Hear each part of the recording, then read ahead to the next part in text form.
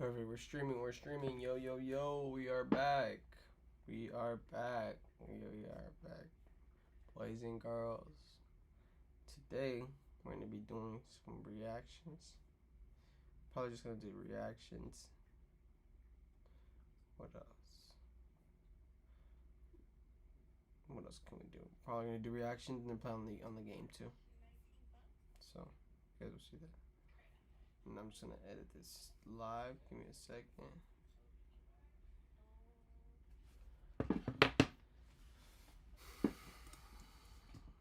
We are back. We are back. So go ahead and subscribe to us. Do you guys think? If you guys aren't already subscribed. Okay. And we're going to edit this. Get our own thumbnail.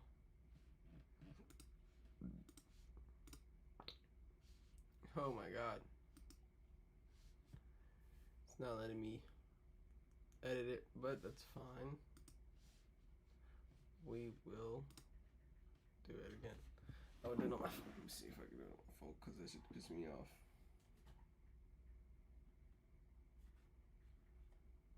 Nope. Oh, there you go.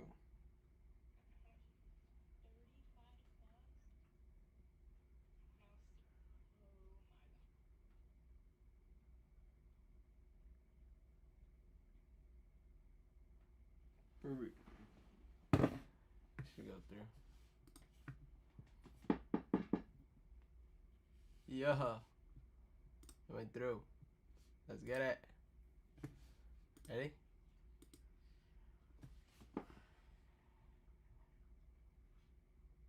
Yep. What? What happened?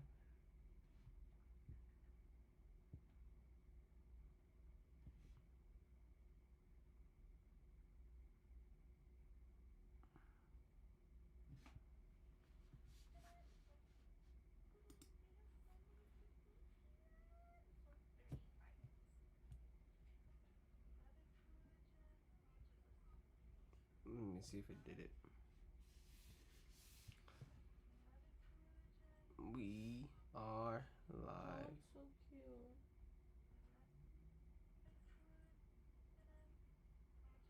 Hoping. I want to go back for it.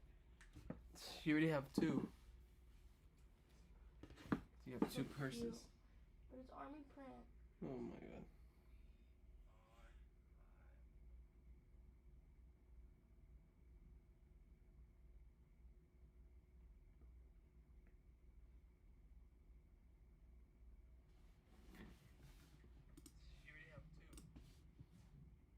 Just want to make sure, y'all. Yes. Live. Woo. I like that as the cover. Okay. So what we're gonna do is we're gonna go shower, but I will not leave you guys without anything. So what we'll do is we're gonna go to my analytics, see the live count, and for now we will see this, and I will be back. Through this process. Now, before we jump into the details of this case and exactly what happened. How about you guys can see this video? Yo. Today we got a new video. Go ahead and subscribe to your thing. Road to 100K. Go ahead and subscribe. Go ahead and subscribe. I'll be back. I'm gonna start getting everything ready. My Today shower. we got a new video and we haven't watched her on the channel yet, but we got Canel Ray, pregnant teen body discovered by family 1.5 miles from home, justice for the couples. I not used. I kind of watch her. Don't watch her a lot. I mean, sometimes tend to watch her just when anybody like tends to go missing or like a murder happens and she like, covers it. She's pretty good at covering it. She's cool. She like gives background information and then talks to like sometimes the victim. We'll probably do like 15 minutes of it, 20 minutes of it. Probably not the whole thing. But if you guys do want to watch the whole thing, you guys are more than welcome to go to her video and check it out. I'm not gonna watch the whole thing just because I got a lot of things that I gotta do. But we will watch this part, and we're gonna start it now. I love you guys. Thank you guys for watching. And I got a couple videos for you guys. Like and subscribe. Hello, everyone, and welcome back to True Crime with Kendall Ray. Thank you so much for joining me today. And if you are new, then welcome. I'm so happy to have you, and be sure to click subscribe so that you never miss an episode. Subscribe. So Never guys, missing an today, upload, y'all. We're going to be talking about an absolutely heartbreaking case. I'm going to be discussing the very recent murder of Mia Campos and also her unborn son, Sebastian. By the time this episode goes up, it will be less than 2 months since Mia and her son were murdered. And Damn. because of that, it's an active and ongoing case, and therefore there could be updates that come out in between the time that I'm recording this, in between the time it gets to you. So if that is the case, I will be sure to pin a comment with any updates or put it in the description box, something like that, so you guys can stay up to date on the case. Also, with this case being active and not going through trial yet, I Just put updates. So, it says case update. Since filming, Jesus Moreno was released on a $56,000 bond, a decision that Mia's family vehemently disagreed with. Protests in Gwinnett County have begun as a result of this decision, and the loved ones say that they will not stop fighting until justice is served. Nope. I need to say that everyone I speak about in this episode is innocent until proven guilty in a court of law. True. All Mia's family, the Some people you could just tell they're prosecutors, guilty. and myself, all feeling very strongly about who the guilty person here is. I'm sure you will all agree. Our justice system says that until they are convicted, they have the presumption of innocence, of course. But I really hope that by talking about this case, we can bring some more support and resources to this R.I.P. to Mia family and who has her just and her baby. through the worst thing that you can possibly go through. I'm Mia sorry for her Campos family. was only 16 I hope that her family's years old. doing okay. She had her whole life Dang, ahead of 16? her, and not to mention her unborn son didn't even get the opportunity to begin his life. And since all of this has happened so R.I.P. suddenly and so shockingly for this family, they have really been, thrown into a world that they, I'm sure, never thought they would have to navigate. And I know they do have a lot of support, but the more trying to support be- we can send their way, I'm not trying to be rude or anything, but like the fact that she was pregnant at 16, her family should have known like who the guy was. I'm not saying they should have known what's gonna happen. Ready to shower? You don't know. Yeah, I'm ready. Get your clothes.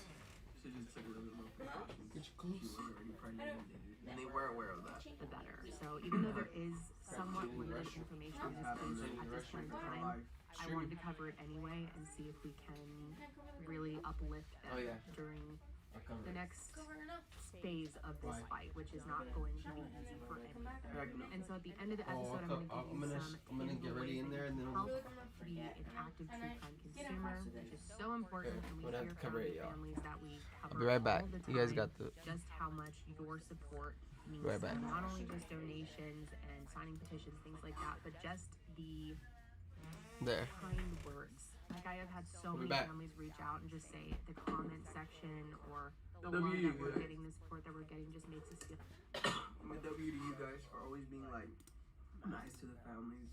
You guys are great. You guys are great.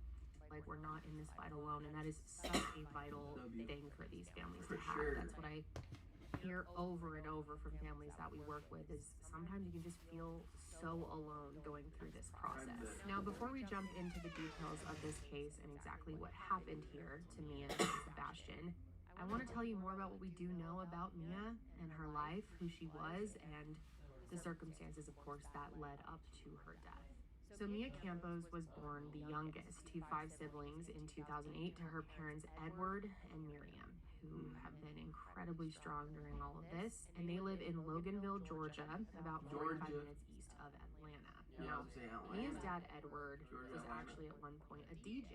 And while Mia was growing up, she took a similar liking to music. In fact, as a young teenager, she already started playing music at birthday parties and quinceañeras, and I can only imagine how proud that made her father to see her start walking his footsteps. And it wasn't just music that made Mia happy. It's crazy, she's so young. Her dad says that she was just a happy person all the time, and that is how they're always going to remember her. She was a happy girl. She always happy. I'm not trying to be like deep down, like sad. Like anytime like a child dies, you can always see the pain in their mom. Like look at this, look at her eyes. Like it's crazy. She always dancing. She loved music. She loved dance. She was everything. Happy all the time. And according to her mom, Mia wasn't someone who made enemies. In fact, it seems like it was quite the opposite. She was someone who just had a... Give me a second, I have to go answer the door. Make sure.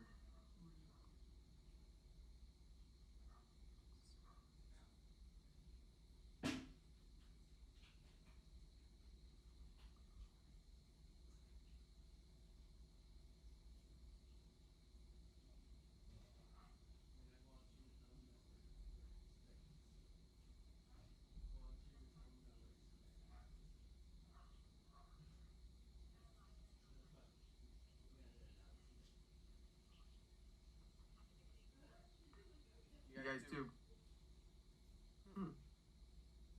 I really don't want to answer the door. Kind of making a video, so we're a little busy right now, y'all. Genuinely Let's keep good going. heart and a contagious smile, and it I made her promoted them. just an easy person to be around. She was even said to be popular among customers at Dunkin' Donuts, which is where Dunkin' she Donuts? worked. That's what But she the was most right now? important thing about Mia that you need to know, and it was the Hey, most bro, why relevant does she thing look so going on old in and, her like, life young? at the time, is the fact that in July of 2024, she was 7.5 months pregnant. Wait, The when? fact that in July of 2024, Oh my god, not that long ago. What the fuck? That was literally like a couple 3 months ago. What are we on? August? No, July. Oh no, September, August, July. Yeah, that was 3 months ago. That's crazy. That's crazy.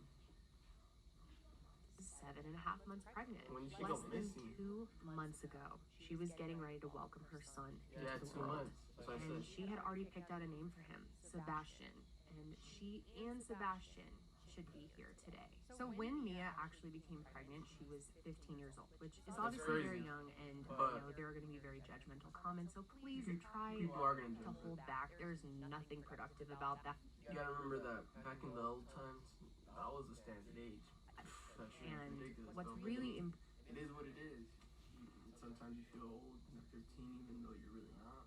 And I feel like that gives you more life experiences, but important here is that even though Mia's family at first was how shocked, do you think about it? they were, scared, I think, course. and every family handles and reacts to a teen Way pregnancy so differently. differently. Yeah, way But different. one thing that I love Oh, about this my. family is that they made the decision to support Mia and W love family. this new member of their family, W. no matter what the circumstances were around her pregnancy. That's Of sweet. course, like I said, it was shocking to them when they first found out, That's sweet. but they got on board and gave her nothing but love and support throughout her pregnancy. Even when Mia's brother, Alexis, who is very, very close with Mia, and I will be talking about him a lot in this episode, That's dope. when he found out, he said he felt angry, upset, and even disappointed, which are all He valid still loves feelings her. to have. I mean, But, obviously, I think as time went on, they got more comfortable with the idea and realized that this was a blessing for them in a lot of ways, and that they just wanted to do everything they could That's crazy. to help her through this time and help her through navigating motherhood at such a young age. But if there's one big takeaway from this episode, it's that the Campos family is Right there. incredibly loving, incredibly close, It and should be strong, right there. and they would do literally anything for Mia. And if that meant getting on board and just supporting Mia at the end of the day, no matter what, they were prepared to do that. And throughout this episode, I'm going to be playing several interview clips of their family, and I think you guys are just going to be so impressed with their strength and the way that they loved their daughter unconditionally, which is just so beautiful to me. And I want to start with this clip. Well, we found out when she was She was pregnant. in- My she wife, was she in was the 21. one. She got pregnant. First, we was kind of upset because 15 years old. It's like it's Come on. normal. It's not normal for kids It's not. to get pregnant at that age. But I was angry, I was upset, but 2 months later, when I see the belly, it's getting bigger and bigger and bigger, I just fell in love with my grandson, and I told her, I mean, you know what, mija, you got our support, like a parent, you got 100% support, from your mom and myself, and it's like, don't worry about it. I say, you don't need anything, nobody, you don't need anything else from nobody. I say, you feel good, everything is good, everything's gonna be fine. I was angry. I was really upset. I was really disappointed. I was mad. Whoever did that to her. I wanted to find out where he lived and, do whatever Big Brother has to do when they're mad. But I thought about Mia and I thought, I can't do that to her. I didn't want her to think that she made a big mistake. I really loved both Alexis and Edward's message here. I mean, I feel like it really shows their love for Mia. There are so many teenagers out there who wouldn't get that same support from their family, and it's just amazing to see that even though this was a challenging time, they were up for the challenge. I'm so grateful that Mia had their support for many reasons, but especially because there was one person who didn't seem to want to support her, and that's the baby's father, Jesus Monroy. Now, Jesus and Mia were first introduced by Mia's brother, Alexis, but I want to be super clear here that it wasn't that kind of introduction. I mean, he wasn't intentionally trying to set them up or anything like that. That wasn't even on his mind. I mean, Jesus was 19 years old, so Alexis wasn't even thinking anything would happen because he was so much older than his sister. And I'm sure many of you are starting to think about the legality around that relationship. The fact that she was 15 years old and he was 19. And yes, we will be talking much more about that later on. But I also want to clarify that Jesus and Alexis were really not that great of friends either. I mean, they sort of traveled in similar circles, had like overlapping friendships, but it's not like they were all buddy-buddy with each other, And it's honestly because Jesus wasn't a central person in their lives that it came as such a shock when they found out that he had gotten Mia pregnant. Nobody in the Campos family even knew that Mia and Jesus had been seeing one another until she announced her pregnancy. And by that point, whatever they were doing had already come to an end. The way I see the story, they didn't have a good relationships in the beginning. It sounds like it was like maybe one time night that they had whatever they had to do, and that's how he got pregnant. But really, they didn't have a good relationship because they never be around together. I mean, he came to the house to pick her up to go to the doctor's appointment because she was pregnant, and drop her off, and it's about it. I didn't think much of it, because I knew he was older, so he wouldn't try anything. And then I didn't really know much about them up until when I found out that she was pregnant by him up in, I think it was February or January. And according to Mia's family, Jesus did not want to take responsibility for his son. As you just heard Edward say, he would come around here and there and take her to a few doctor's appointments, but there didn't seem to be much interest or really excitement on that, which for many families would rightfully make them very angry and upset, disappointed, all of those things, and I'm sure to some degree their family felt that way, but for the most part, it doesn't seem like that was necessarily the case. They made it super clear to him that he was not being forced to stay in the baby's life or even Mia's life, that they truly didn't need him. Mia herself, of course, did want him to be in the picture and wanted his help and support with their son, wanted her son to have his father in his life, but Edward actually gave Jesus the opportunity to just completely walk away. He actually told him that he needed to either man up and be a father, be in the baby's life, or he needed to leave because, frankly, like I said, they did not need him. That's true. Hey, he's not wrong, bro.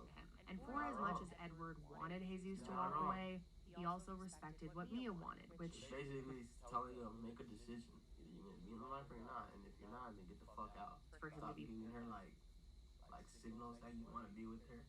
I feel like the only reason he was probably doing that is because he had no other girl that wanted him. part of their lives. And I was like, you know what? And that's how I told Jesus in front of his mom and his dad. I said, you know what? I said, either you be a real man or you walk away. Sure. I said, but I prefer if you walk away. Sure. But like I said, Mia, her wisdom was for him to be part of the baby's father. The way he made me feel, he was more interested in economy, money-wise. I guess he was not ready. But at the just like I was telling him the other day, you know, when I met him the second time, I say, do you think you're not going to be a good father? Just walk away. And I hand him my daughter and my grandchild. Just walk away. Because we don't need you. Which all of that really just tells you so much about this family, that they were willing to just let him off the hook, walk away completely, and take the responsibilities on for him, for Mia's sake and for Sebastian's sake. Which is why what ends up happening is just so beyond frustrating. And that brings me to July 14th, 2024. Like I said, at July 14th?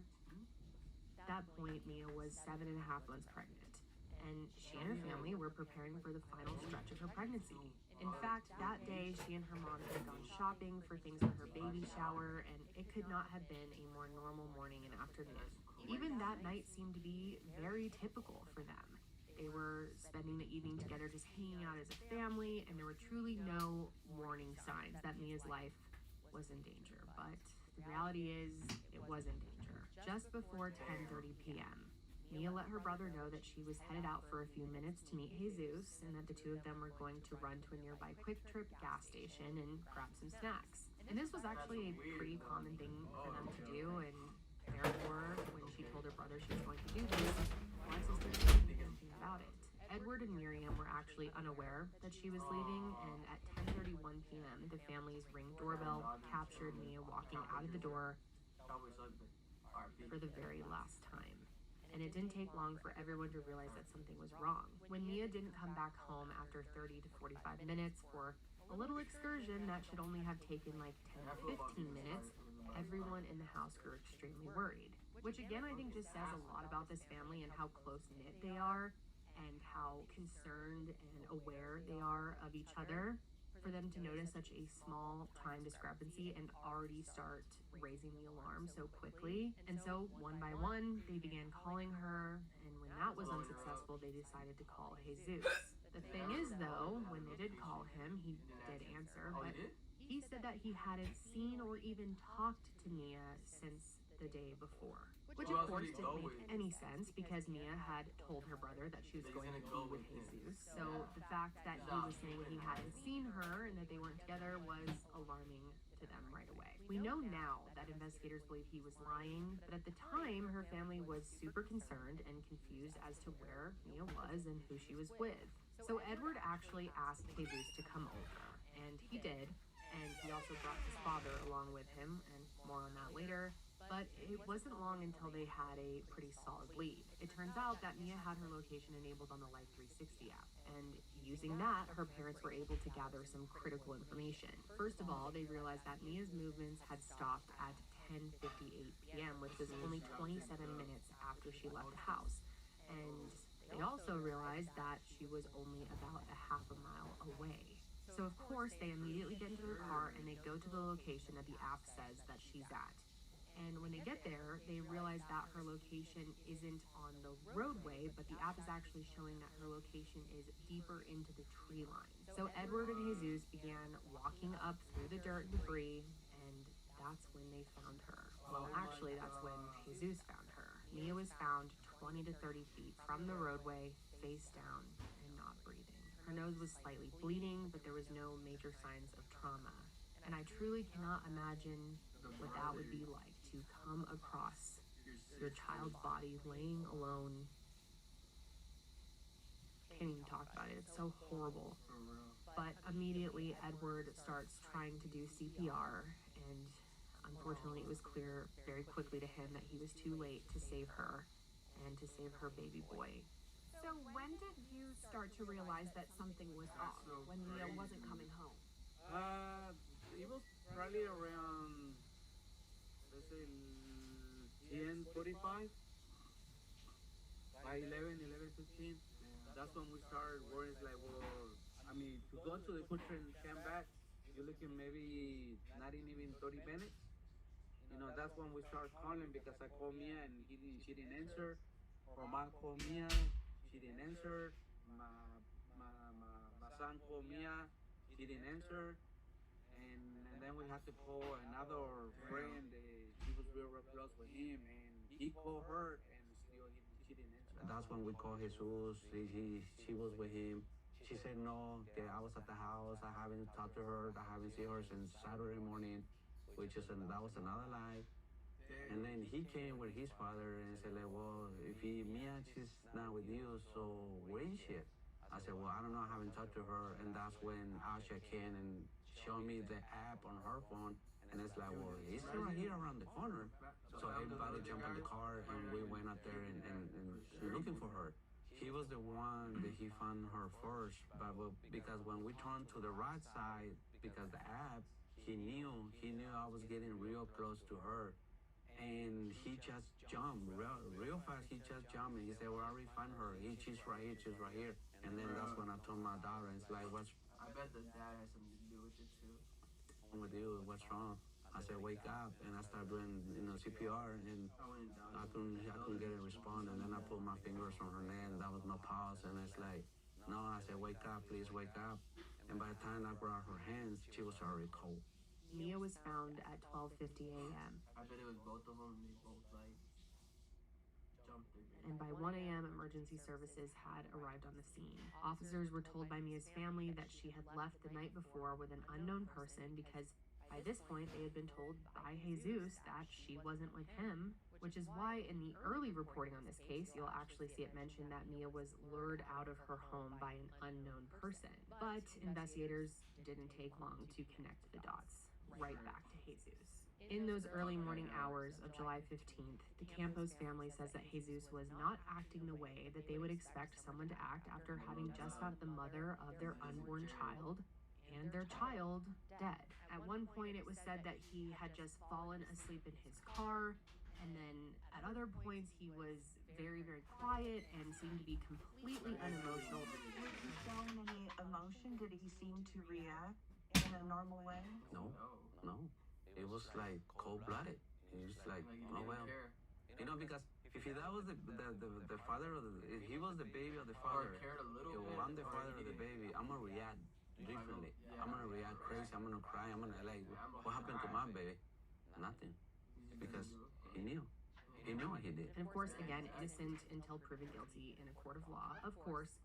But if that's not strange to you, listen to this. Alexis says that he was sitting next to Jesus on the side of the road while police were arriving on scene. And allegedly, Jesus leaned over to him and asked him not to tell the police that he was the father of the unborn child. Later, once the police arrived to the scene with the medical examiners and everybody else, I sat next to him because he was on the sidewalk away from mostly everything. And the first thing he told me was, do me a favor, don't tell them that I'm the one that got me pregnant, that I'm the father of the son. And the first thing I told him was, that's not important right now. This is more important. And I told him he's really ignorant for thinking that instead of being more worried about Mia and his son, I carry a lot of guilt. Because I was the last one who saw her. You're so weak. Yeah. You're not gonna sit right here? It doesn't matter. You can sit right there. I have my shit. Okay. I'm like this.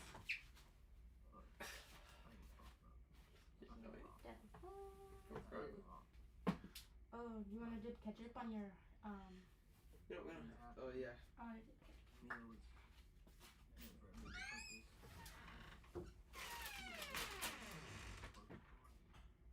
Teens like this and things like this can be prevented in the long run. You're gonna find a way, bro. Don't blame yourself for that stupid decision. And if I knew, I would have, could have, and I should have stopped her from leaving. But since it was such a normal thing, I didn't think much. And I carry most of the guilt because if I knew, then Is it okay if I put on she would still be here. And he wasn't just acting strange to the Campos family. Reporting on this case states that he was also being evasive and straight up lying to the police as well. According to an article from Court TV, police described their first encounter with Jesus as hesitant to tell the officer who he was and how he knew Mia. And this isn't surprising considering what he allegedly said to Alexis, but apparently to the police he just said that he was a close friend of the family and did not share that he was the baby's father. And Marisol, Mia's sister, was actually standing next to him during this interaction, and she decided to speak up because she knew that he, of course, wasn't giving the full truth. In Spanish, she told him that he needed to, quote, tell the truth and not to lie.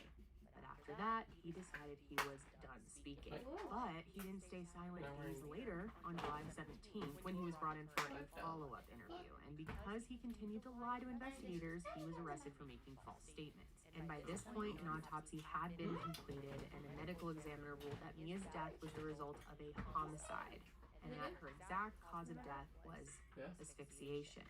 And at first in reporting, there was no mention of Jesus being considered a suspect in Mia's murder, but then on July 23rd, 2024, he was charged with malice murder, felony murder, feticide. Typically, whenever spouse dies, it's always Wait, was that 7?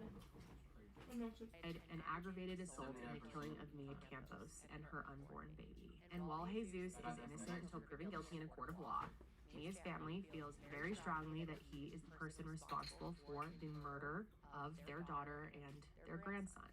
And I want to touch on a few more reasons why they feel so strongly about this. According to Edward, despite the fact that Jesus lived approximately 20 minutes away from their house, he seemed to arrive much quicker to their house when Mia was missing.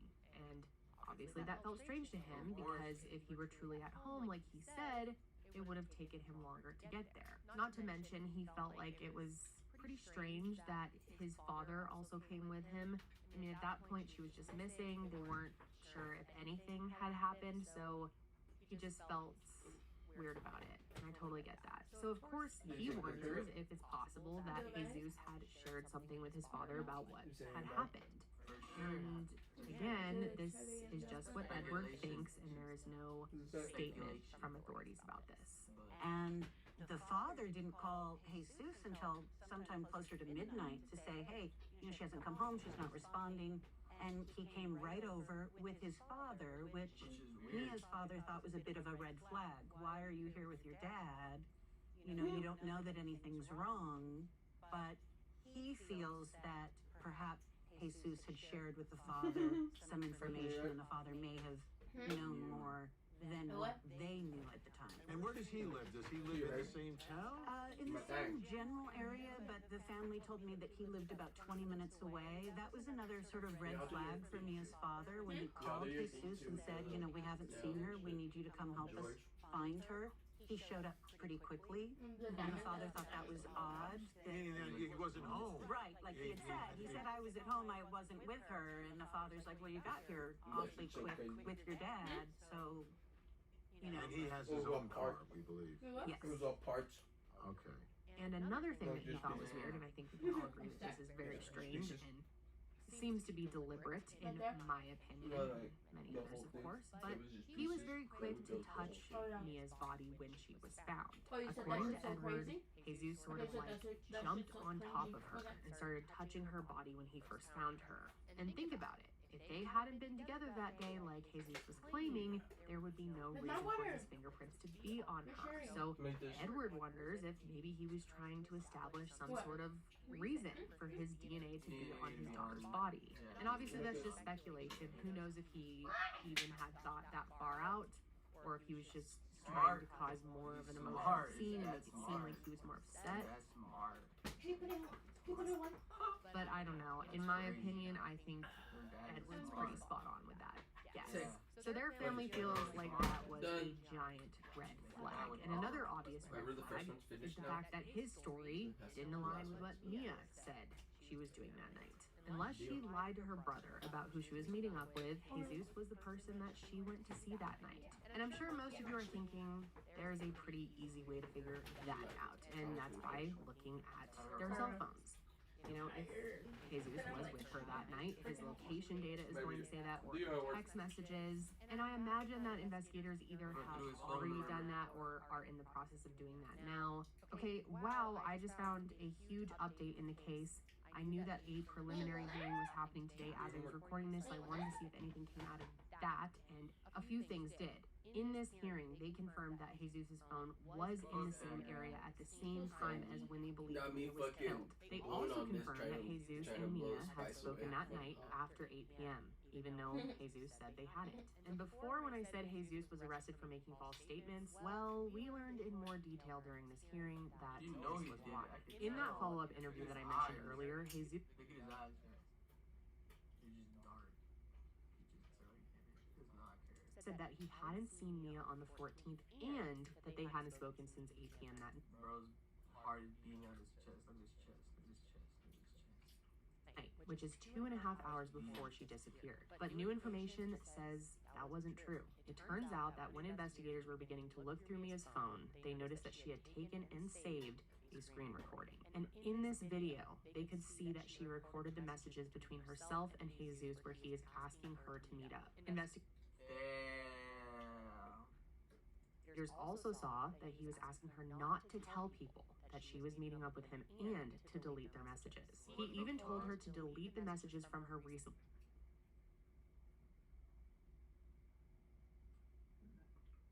deleted folder as well. Come on. And this screen recording was saved to her phone only minutes before she got into his car. And unfortunately, Come on. Come on. This is an open and closed case. I get the feeling that she knew something was seriously wrong because one, why else would she have taken that screen recording? And two, after that at 10:37 p.m., she texted a friend saying that she was scared, and then she stopped replying And why did you tell you?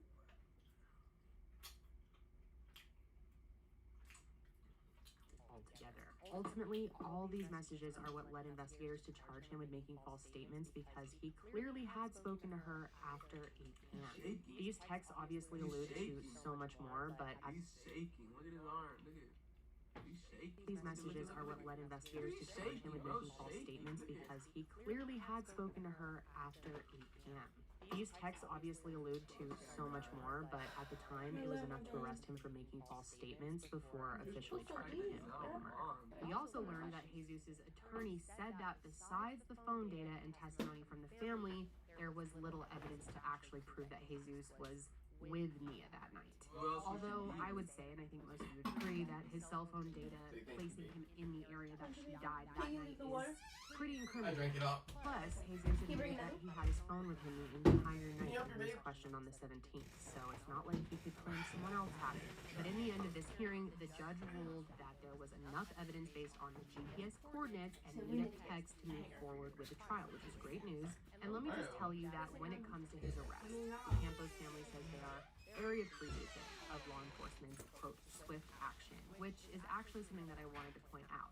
This case actually occurred in Gwinnett County, which may ring a bell for some of you. It's actually the same county and law enforcement agency that investigated the murder of Susana Morales. And if you aren't familiar with that case, I covered the murder of Susana Morales earlier this year, and she was also a 16-year-old Latina teenager, but her case was extremely mishandled. In fact, it was a police officer who was responsible for her murder. Not an officer from Gwinnett County, but still. Anyways, though, I found it comforting to know that Mia's case is being given the time and attention that it deserves, that it's a much different experience than the Morales family had. And I hope that for the sake of Mia, Sebastian, and the Campos family, and for the sake of getting justice, of course, they will continue to handle and investigate this case diligently. I wish Susana and her family had been given that, but some good news is recently her killer was found guilty and sentenced to life in prison without parole. What's also an interesting connection is Jesus is actually being represented by the same attorney that prosecuted Miles Bryant. But anyways, at this point in time, there are still, of course, quite a few things that we don't know. One of those things being motive and also where exactly she was killed.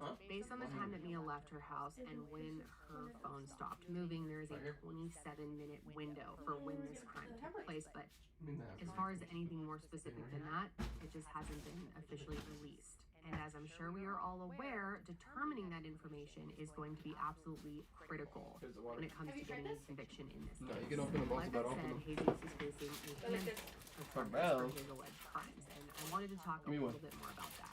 specifically the difference between malice murder and felony murder. For malice murder, the prosecution is going to have to establish premeditation. And I know a lot of us, when we think of premeditation, we think days, weeks, even months of planning ahead of time.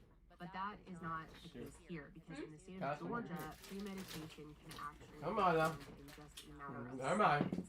So that's one charge. Then we have felony murder, which does not require premeditation. To be convicted of this charge, Did your vanity? only I did it too. intended to commit the felony that led to the victim's murder. So in this case, aggravated assault is the felony, and they will have to prove that he intended to commit that. Jesus is also charged with feticide, which is the act of killing a fetus, and I don't think I need to explain how that occurred here. Plus, of course, the fourth and final charge of aggravated assault. And actually, that's not necessarily where Jesus' charges are going to end. And, I mean, officially, I'm on my camera. As of right now, what's been filed at this point, Alright, Edward says we are here. Going to file an additional charge of statutory rape. I'm sure many of you are wondering about this, but if you're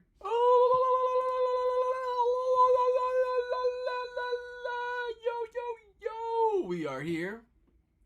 We are here. Welcome back to the stream. And today we are gonna be what's it called? We're gonna be doing a 12-hour stream. Maybe.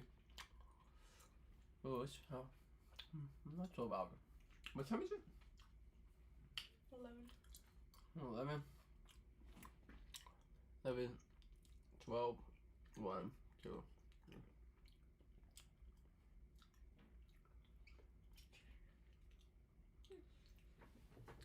We'll do a 11-hour stream, 12-hour stream. So, strap in, folks. Yeah, you get to watch it. Go ahead and subscribe.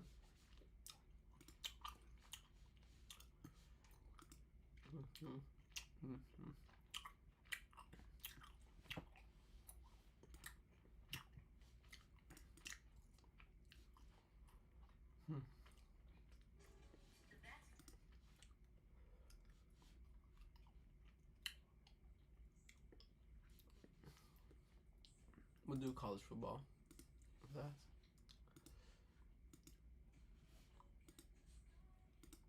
Let's do this one. I have collected the craziest one-star airline reviews from across the world, and today I'm going to put them to the test. However, the only rule is I have to leave a 5-star review for each airline, but I can't lie. My final boss for this challenge is going on an airline based in Europe with the best name ever, but the most frightening reviews I've ever seen. Ryanair. I also needed an excuse to watch some football highlights because I've got a fantasy draft this weekend, so pretty excited for that. Let's catch our first flight. Hey, did you guys win your fantasy draft? I did. I won my fantasy. Would you? Look at my fantasy. Check this out. Oh, look. We are 1-0. And my other team 1-0. My team hasn't played yet, that's why I see no score bet. Good morning. I am in New Jersey, and our first one-star airline is United. Hey. United Airlines. You might be wondering, Ryan, why the heck are you starting in New Jersey? Well, that would be because of LB's review. You should fly a Boeing plane. Jersey, Gate 17 smells like fumes. Again, it's time to board this sold-out flight, and plane hasn't shown up yet. Update, they canceled my flight to Nashville. Update, missed a wedding. Update. 3 days later, my head is pounding from the fumes. Gate 17, just shut down the gate. 1 star. My flight is going to Nashville from Gate 17. Oh. On top of that, Liam said, my plane was not safe. There was a huge crack in my window, and when I showed the flight crew, they duct taped it. This plane cost $250 million. 1 star. There's no way there's going to be a duct taped window in this plane, right? That'd be great. That would be wild. Ron, who might be my dad, said, "Terrible! Trash! Gay person next to me a whole can of apple juice and gave me only a cup. 1 star." Ron, the person next to you most likely asked for the full can of apple juice. I'm gonna test that. I'm gonna ask for the full can. Joseph G said, "Horrible service. I was literally told I couldn't have another water, and I'm not sure how to read." Hi, you got my lip okay, you We'll be right back. Can we have somebody check on Joseph? Okay, well. I'm gonna go get a water. I'm thirsty.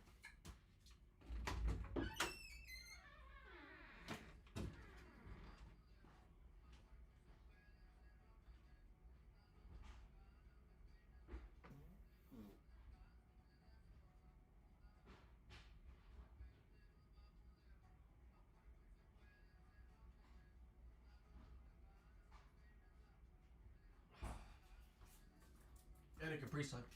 I love Capri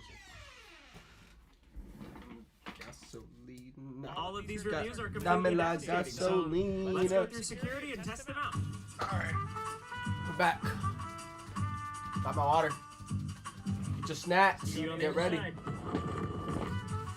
It's gonna be a long night. Well, we made it through security, and I have a very clear plan to test these 1-star reviews. Before I head to gate 17 and get a migraine from fumes for the rest of my life, I enjoyed a bagel. Alright, let's go. Yikes. Well, I'm Good luck. here. You went. Smells like normal air. The fumes are non-existent. Smells like I will normal say air. there's a restaurant directly adjacent to gate 17, so maybe it was like a gas leak, maybe it was... What's your favorite? What's your guys' favorite? Gassy themselves. Mine is but not fruit punch. fumes. It's the what's it called? we're good. I think that's Kiwi. That's That kiwi we one's bomb. tested it. It's busted. I However, like my kiwi. journey has only just begun just now. It's time to get on this plane. Upon boarding my first flight, I was given a little wipe. All right. I also noticed that all of the window shades were down. This normally wouldn't worry me, but Liam's review has me second-guessing everything. I was assigned an aisle seat for this flight, so I'll have to check the window whenever my fellow passenger does. The takeoff was perfect. It was relatively smooth, I can't complain. But I did notice that my neighbor opened his window shade, and it was not cracked. Hey, Let's go. myth. It's a myth. It's a All myth. right. Anyways, I need to go to the bathroom. Okay, so far so good, but talking to my phone on airplanes is completely terrifying. Everyone is within earshot, and you can't even hide once you say something. To make matters worse, there is a concentration of the most intimidating age group surrounding my seat: young adults. Hey, young adults. Aren't you a They took young a group adult? photo, and I think I was in the back of it, so if I'm extremely awkward for the rest of the flight, you know why. But I'm here for a reason. Well, that's the reason I was in the bathroom, but I'm also on this exact flight for a reason. To test these reviews. Let's go order some apple juice. Can I get a whole can of apple juice? Thank you. A whole can of apple. Ron, you just had to ask. While I was waiting for the flight attendant to come back, I watched some football highlights to prepare for my draft. I haven't won in the past 2 years, but this year's gonna be different. Our flight is already descending, so there's not too much time remaining for me to test Joseph's review. I understand that he wasn't able to get another water cup upon request. However, I don't know, like the last part, is that what he said whenever he asked for it? I don't know. Well, here goes nothing. Water cup? Hi. Can I get a water cup by chance? I just water, yeah. Cheers. Thank you. Am I lip okay? Yeah. I felt like I was gonna throw up saying "Am I lip okay?" I got as many words as I possibly could. I'm sorry, everyone. Oh look, we're landing! Well, we successfully landed in Nashville. Hey, can I ask you a question? What's your favorite thing to do in Nashville? I've never had a layover. This is my first layover. Okay. All right. I'll go explore. She was so nice. I was gonna do whatever her favorite thing to do in Nashville was, but I guess I'm on my own. So I don't have any friends in Nashville, really. Thought I'd just come down to Broadway, hang out a little bit. I watched some more football to prepare for my draft. Yes, let's go. I also ate some chicken, and now I think I'm ready to write my review.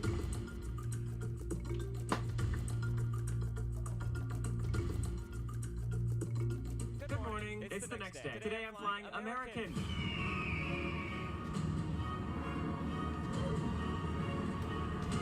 I'm flying to Miami, which would normally be very fun and exciting until you read the reviews for this route. Joey said, "I'd rather die than fly American Airlines again. Trash all over the floor. My exit row seat had poo stains on it. 1 star. Joey, you'd rather die than deal with a few poo stains. Dude, that's life. Come on. It is unfortunate that the exit row seat is the one that had the poo stains because I'm sitting in the exit row. To make matters worse, Cindy said, "Too bad reviews don't go down to 0 stars. Here are 5 reasons this is a bad airline, Nashville to Miami. Poorly transmitted, bottom of barrel service, ineffective management, lack of staff hospitality, key personnel demonstrating inability to make rational, unbiased decisions." 1 star. Cindy basically just found 5 ways to say the same thing. At least she didn't see any poo stains.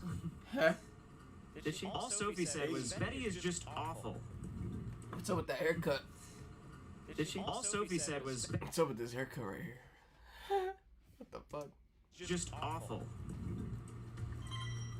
What? Just How do I awful. even find her? Does she work here? Last but not least, Christy B said, Someone "Let's should, play a game." someone should have put a 1 star and just put, period. That's it. At the Nashville airport waiting for your departure. Static. And then an announcement that your flight has been canceled because the airline lost the plane. What airline are you on? If you said Lost the American, you plane. win 1 star. And then she just attached a Fucking photo lose the drawing an plane. X over an American Airlines plane. So, none of these reviews are giving me any confidence that the airplane is even gonna take off or that it exists. But if it does, it probably has poo stains on the seats. That's okay. That's alright. All I know is I need to get to Miami. I need some encouragement. I'm gonna look for a stranger to say, "Let's go to Miami. Let's go to Miami." Let's go to Miami. I'm not going. Okay. See you, brother. Have a good one. Safe travels. I've never been to Miami. The airport, the least stressful place in the world. Everybody go to seems to Miami. be having a great time. Let's get through security. See you soon. There you are. Okay. I'll stop doing this. I got to my gate, and there is literally no one here. No, like, actually, no one is here. This is weird for any area of the airport at any time. Bruh. Did my flight already get canceled? I continue. Already get canceled. I'm at the wrong gate, and my flight is boarding. Oh, okay, we're good. Oh, there you go. No poo stains. No poo stains. No poo stains. No poo stains. No poo stains. No poo All right, stains. good news. Our flight was not canceled. We are That in looks the like air. Kanye First in the impressions, back. my seat What is the actually fuck? pretty cool. News. I Our got the flight was Kanye not just canceled. chilling. We are in the air. First impression. What are you doing there, yay? My seat is actually pretty clean. There are some cosmetic concerns, but the window doesn't even have any cracks in it, so that's good. I did forget to check if Yeah, my he's just seat chilling in has the back. I kind of. Who's that, bro? Bro looks like. It doesn't even have any cracks in it, so that's good. I did forget Yeah, to he got check if my freaking seat has third blue class. stains. I kind of sat down really quickly. No, I And like at we this don't point, I recognize don't want to make a scene and look down at. I don't want to check my seat for poo stains after I've already been sitting in it. I decided to pass the time by housing some Joyride while watching some football Joyride. highlights. I also just named my team No Poo Stains No poo as a symbol of faith. Unfortunately, I really need to use the bathroom at this point, but my neighbors are asleep. Looks like that apple juice Well, let them looks out. like you're not getting out.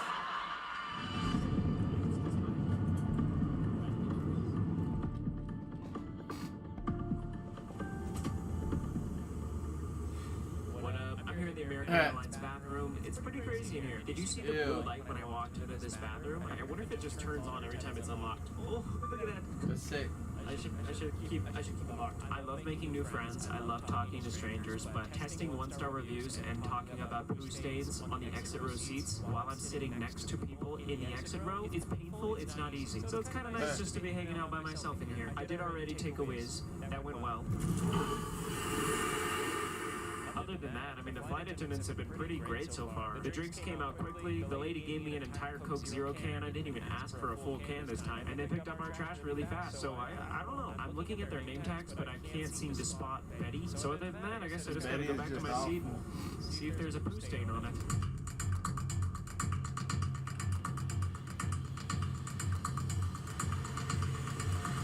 No poo stains! No poo stains! All right! Let's go! Not a single poo stain! Ew. I know it can No be poo stressful. stain. I know it can be extremely frustrating, but I love flying. I remember the first time I saw clouds from an airplane, and I just thought, what the heck am I looking at? Is this what heaven's gonna be like? Oh my gosh. Oh, I thought that was a UFO. It's a Southwest airline plane. It looks like they're going so fast. You never know what you're gonna see up here. Yeah, you do. You pretty much, just clouds. Maybe a plane. We are about 30 minutes away from landing in Miami, so all things considered, pretty good flight so far. It's not over. Still gotta land this puppy. And on my way off the plane, I'm gonna ask who Betty is. Our landing was smooth. We pulled up to our gate, and now it's time to find out who the heck Betty is. Here goes nothing. Who's Betty? I got too nervous to ask them. I decided to unwind at the feel beach, as you do in Miami. I got a smoothie, it was a fruit smoothie, and enjoyed the waves. This is my hair, and these are waves. Okay, let's write this review. The waves, 5 stars. Bro went to Miami just to go to the beach and chill. That's so fun. Good morning, it's the next day. Today I'm flying Delta.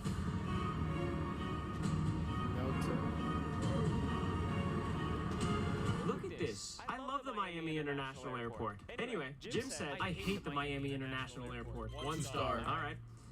Okay. Jim likes to keep it simple, unlike Judy. This was an odyssey. I am stressed, irritated, upset, angry, sad, disappointed, and much more right now. Dang, Judy, you just named the whole cast of Inside Out too. My flight has changed over 15 times. I want to cry out of frustration, but that means they got the best of me. So for now, I'll wait. 1 star. That's actually sad. She attached a photo and captioned it, waiting.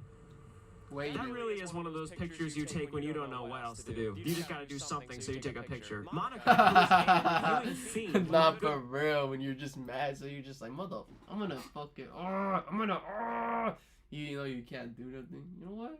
I'm gonna Yelp this. Snaps. Posted over 1,000 reviews. Let's see what she has to say. Delta equals doesn't ever leave the airport. 1 star. Does she just leave? Delta.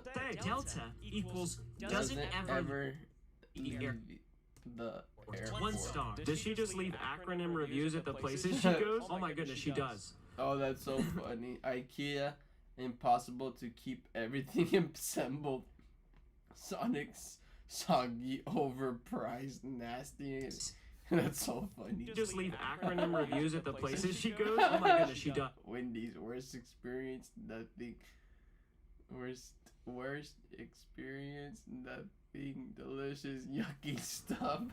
Wendy said 2 words. They funny, bro. are entirely inept. That was 4 words, but continue. Never flying with Delta again. Flight attendants say they are out of coffee, and their lanyard says they care. They only lie. 1 star. This feels a little dramatic if this is only about the coffee, Wendy. Lastly, Randy actually only said 2 words. Emergency landing. With this emoji, 1 star. That's the emoji of a man who is tired. That review is actually really scary. Let's go to our gate. As soon as I walked in, I had a good feeling about my flight. I really don't know what Jim was talking about. This place is pretty nice. But then... There are tons of people seemingly disappointed, stressed, and yeah, all of those other things that she said. Hopefully this is not because of delays.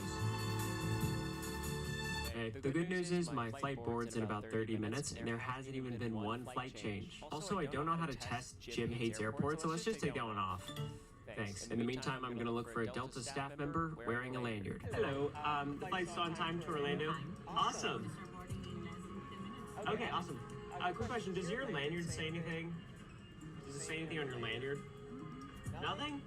My friend Wendy, I'm trying to get her a... She loves Delta Airlines. She said there's like different lanyards you can collect, but no? Okay, that's okay, thanks. Now I look like an idiot. Thanks, Wendy. I spent the next few minutes just awkwardly sitting here until it was time to board our plane. The million-dollar question is, will Delta leave the airport? I boarded the plane just fine. Honestly, the plane looks so nice. Look at these seats. Are these quilted? The seats are nice. Wow. Anyways, I found my seat. Let's get cozy. I have successfully boarded the plane. So far, there are a lot of empty seats on this plane. I don't know if that's a good thing or a bad thing. However, very soon we're going to see if Monica's acronym... We're live, remember? Or not. To me, it feels like a very important value proposition as an airline to leave the airport. But hey, I don't make the rules. I got a row to myself. My plane is leaving the gate, and we are on the runway. But will we leave the airport? Yeah, we left. What do you have to say for yourself, Monica? The plane left the airport. So this is by far the shortest flight of this video. It's like an hour. We're flying to Orlando, which is really close. Because of how short this flight is, the flight attendant announced that they're not doing service. And that is sad, because how am I supposed to see if they're out of coffee? I saw them serving drinks in first class, which is a crazy thing to do when they literally just said they weren't going to serve drinks. But that means they probably have coffee up front, and I'm getting up and going for it. Oh, yes. I came to the front of the flight attendant to ask for some coffee, and he was like, bathroom? And I was like, yeah. I got nervous. I got nervous and refused Nah, because it's an extremely short flight, and now I'm worried that they wouldn't even serve me coffee no matter what. The good news is Bro I went in the actually had to bathroom, use the wanted bathroom a little bit. coffee. The bad news, I gotta be quick. Well then, I'll take him away. So yeah, do that. Just like just a little. Thank you so much. You guys ever run out of coffee? Sometimes? Okay. Awesome. Thank you so much. You got it, you got it. I'm literally shaking from how nervous I was to ask for this, but guys, look. I got coffee on a flight that's not even serving drinks. Wendy, I think those lanyards were right. Delta cares. That felt like an endorsement of some sort. I do like Delta. Hit me up, Delta. Maybe I can get... I don't know. While I was drinking my coffee extremely quickly because the flight is landing, I remembered there's still one more review on the list. Emergency landing. Why is the seatbelt sign on? Uh-oh. Oh, it's because we're landing. That's normal. Okay, thanks so much for that. 10 minutes until we land. No emergency landing is imminent as far as I can tell. It actually just looks beautiful outside. It's actually a really pretty day. As a matter of fact, I don't even want to think about this, so I'm just going to watch some football highlights. We landed. Thank you so much. Orlando, Florida. Where should I go? I spent my time in Orlando at Disney World. I went to Galaxy's Edge, I did a lot of rides, and I'm ready to write my review. Lucky. Whatever, dude, man. Does eventually leave the airport. Hi, it's the next day. Ultimately, my goal is to fly on Ryanair, whose reputation is probably summed up by this tweet. I mean, that's hilarious. But Ryanair only has flights in Europe, so I have to fly to Europe on Aer Lingus. That'd be crazy. Damn, that shit is huge! I love the way Aer Lingus sounds. I love to say it. I love to read it. I also recently found out that I'm a little bit Irish. It's actually part of my ancestry, so I love Aer Lingus. But should I? Here's some crazy one-star reviews. Robin said, took my money for business class, the front of the plane, with the lay-down seats, but gave me economy. $6,800 ticket. Yep, it's a lot of money, but since they got the money, they no longer think they need to provide the service. Where I'm from, they call that robbery. Uncontainable airline, no scruples. 1 star. If you look up uncontainable or scruples, you will quickly find that neither of those words exist. Dave said, flew business class to Cork. Airplane 18 years old and looked at old torn seats, dirty boring crumbs. Most recently, these despicable me from 2010. Ryanair is better. 1 star. What? Dave is saying Ryanair, the most scandalous airline on the planet, is better than Aer Lingus. Somebody has But it's so subscribed fun and to say. resubscribed To and make unsubscribed matters and worse, Deborah resubscribed, is so I furious. appreciate it. Worst service ever. I have never been treated as poorly and rudely as the business class in-flight treated us. Entire staff should be fired and hire people that enjoy their job of serving people. It is a miracle we made it home safely. 1 star. When I see reviews like this, I love going to their profile to see if they always leave 1-star reviews, and they do. Every single time they do. Lastly, Gary just said, my lord, food was not edible. Oh dear. 1 star. That felt like a dying breath, Gary. Well, 60 seconds ago, I was a diehard fan of Aer Lingus. Now their reviews have me worried about a guy named Gary from Ireland. And if I've learned anything from these reviews, one thing is certain. No matter what, do not book a business class ticket on Aer Lingus. I did exactly what I shouldn't have done. Let's go to Europe. I walked into the airport and immediately found my Aer Lingus flight on the board, on the screen. It's on time. Aer Lingus. I made it to my Aer Lingus gate. The only concern I have right now is that the flight leaves in 30 minutes, and I have not been assigned a seat. I looked up the actual airplane online, and there is a business section on the plane. Will they give me a business class seat? We should find out very shortly. The plane itself looks good. I like the clover. I like the branding a lot. I could be up to 68.5% Irish. Yeah. I'll just cut to when I'm boarding the plane now. Aer Lingus. This one's for you, Gary. Aer Lingus, eh? I'm sure you're doing great. As I walk into this section, I cannot believe my eyes. This business class seat looks so luxurious. And I was immediately offered a beverage. Orange juice would be great. Yeah, perfect. Thank you very much. Deborah, I think you have some explaining to do. Alright, right, the plane has successfully taken off. These seats are not torn up or dirty at all. They're actually really nice. I haven't even seen a single crumb. So here's what comes with the business class Aer Lingus seat. A free Wi-Fi card worth about 20 euros, a toiletry bag with an eye mask, earplugs, you guys know I love earplugs, hand cream, a toothbrush, toothpaste, and lip balm. It also comes with a pillow and a blankie. We're flying through the night, so this is gonna be really nice. The seat has plugs for every country, bottled water, and a book light. It works, that's good. A fold-out table, and a bunch of touchscreen controls for our seat, which does, in fact, lay down flat. And in regards to the staff, I had the pleasure of meeting Simon, who is my flight attendant for the evening. He's amazing. He shook my hand and everything. He seems really nice. But anyone can make a good first impression. The true test is who you are when the uncontainable scruffles hit the fan. It still doesn't make sense. I don't know. Lastly, there is a food menu, so we're going to be testing Gary's review very soon. The salmon sounds good and edible, which is always a big plus, and I think it's actually on its way out. Thank you guys for the subs. Gary, this is for you. Thank y'all for the subs. Keep subbing up. Keep subbing up. We're going to keep it live right here for y'all. So that way you can see it every time it changes. Appreciate you. If you unsubscribe, you can see it change too. If you change, you can see it change too.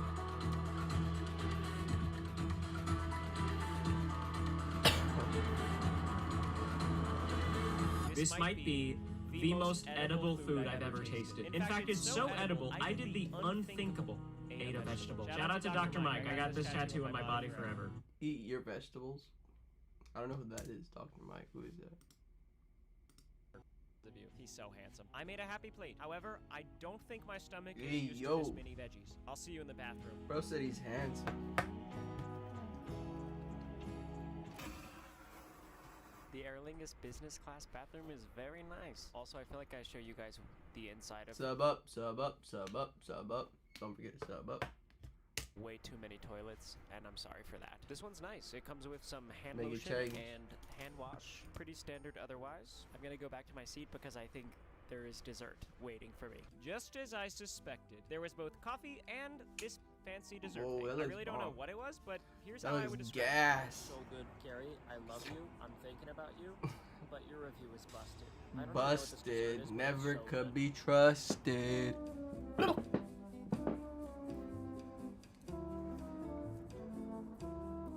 Let's go interview Alright, so Simon. I'm here with Hey, Simon. Simon. How long have you been Hello. flying with Aer Lingus? Ooh, about 3 years, I think now. What motivates you to treat people so kindly with great service? Ah, I enjoy it. W guy. You know, it's nice when everyone gets off at the end. We've had a great time, you know. Cheers. Thank you, Simon. Oh, nice to meet you. Okay, I'm here with Joe. I'm here with. Jude. What do you think about business class? I'm here so with. far? Yeah. It's amazing. Was the food edible? The first time, yeah. Amazing. What do you think about the food? It was really good. I like the beef and the salmon. The Life beef. is good on Aer Lingus. I ended up just watching some football highlights like I always do. Earlier, I asked Simon if he knows any good American football players. The only one he knows about is Christian McCaffrey. What? But anyway, I decided I wanted to watch a movie. So I sat back, relaxed, and watched Despicable Me That's from sick. my Aer Lingus seat.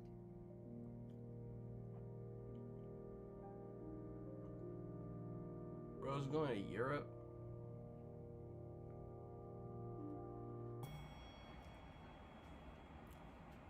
Good morning. I fell asleep immediately. I missed the entire movie. Also, it Bruh. looks like we're landing. Oh my gosh. Is this normal on Aer Lingus or am I having a nightmare? This is insane turbulence. Perfect landing. Aer Lingus.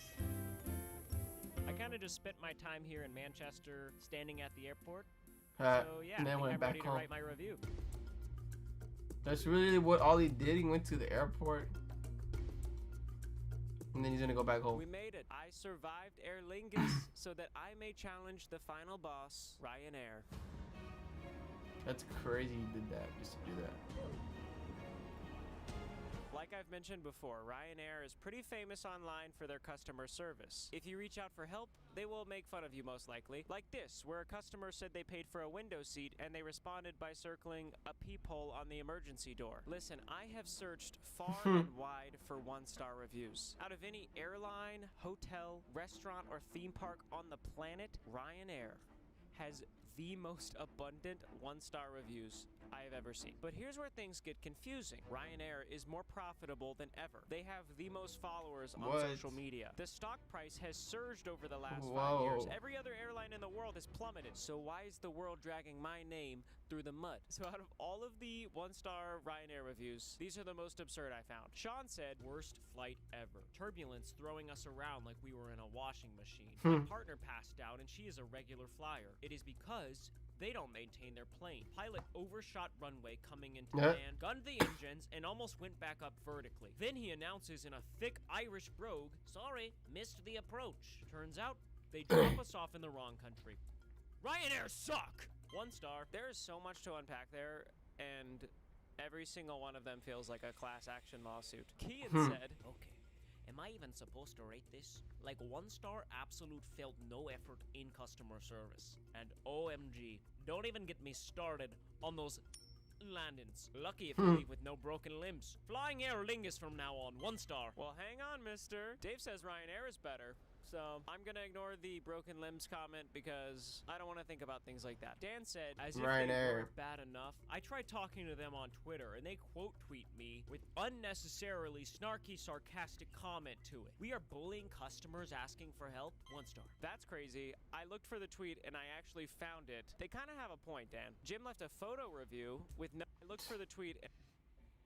Does the bottom bag fit? I actually found it. They kind of have a point, Dan. Left a photo review with no words, just a cryptic photo in which he vandalized a Ryanair advertisement. Just to round things out with a more positive review, Andre said, the name of Ryan is ruined. I will be writing every day for the rest of my life of the woes and despair this airline has caused. I have so much more to say, so I'll be back to remind everyone tomorrow. Hashtag Ryanair. 1 star. That was his only review in the past 18 months. Also, hashtags are not a function of Yelp. I don't know why he's using a hashtag. God willing, I will redeem the name of Ryanair with the best 5-star review I have ever written, but only if it's the truth.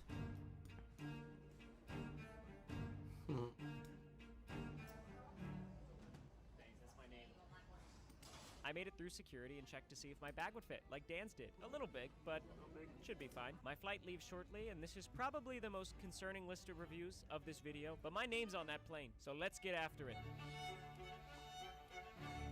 My name's Ryan.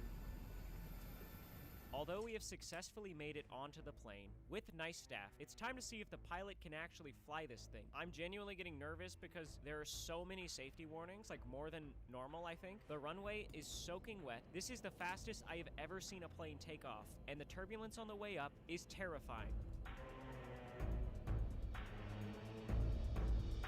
Guys, Ryan is indeed in the air. There are so many things that can go wrong based on the reviews. If I absolutely had to pick one, I would choose getting bullied on Twitter. So I'm gonna ask Ryanair a question right now and see what they say. I'll check on that later. They immediately responded.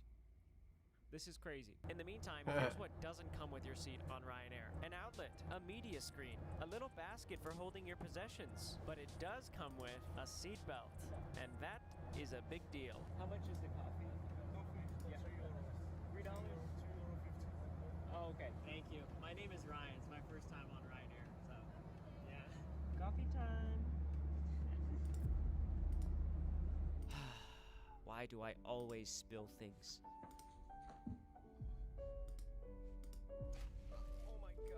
I tried to be low-key on my way to the bathroom as to not draw too much attention to the brown stains on the front of my pants. Alright, well I made it to the bathroom sanctuary on different conditions. It actually looks like I had an accident of some sort, like a nightmare accident.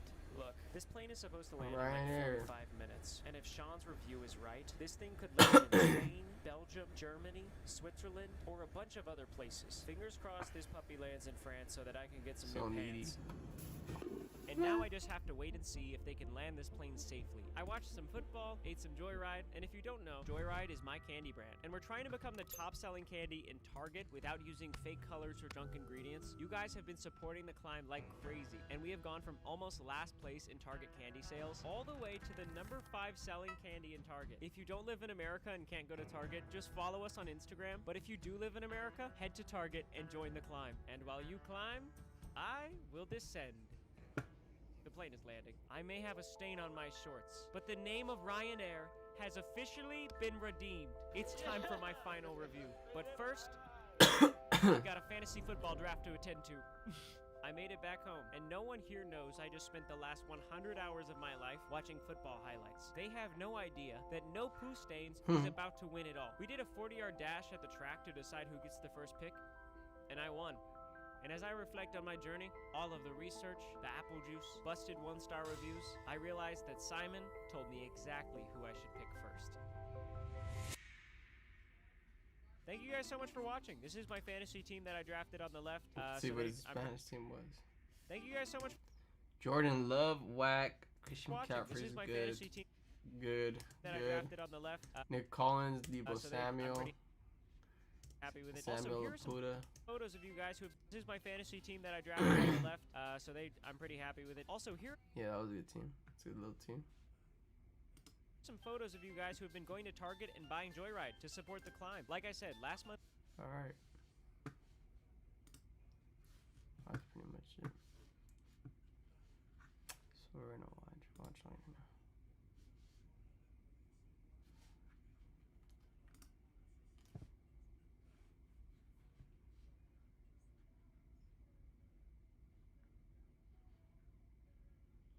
Do watch later.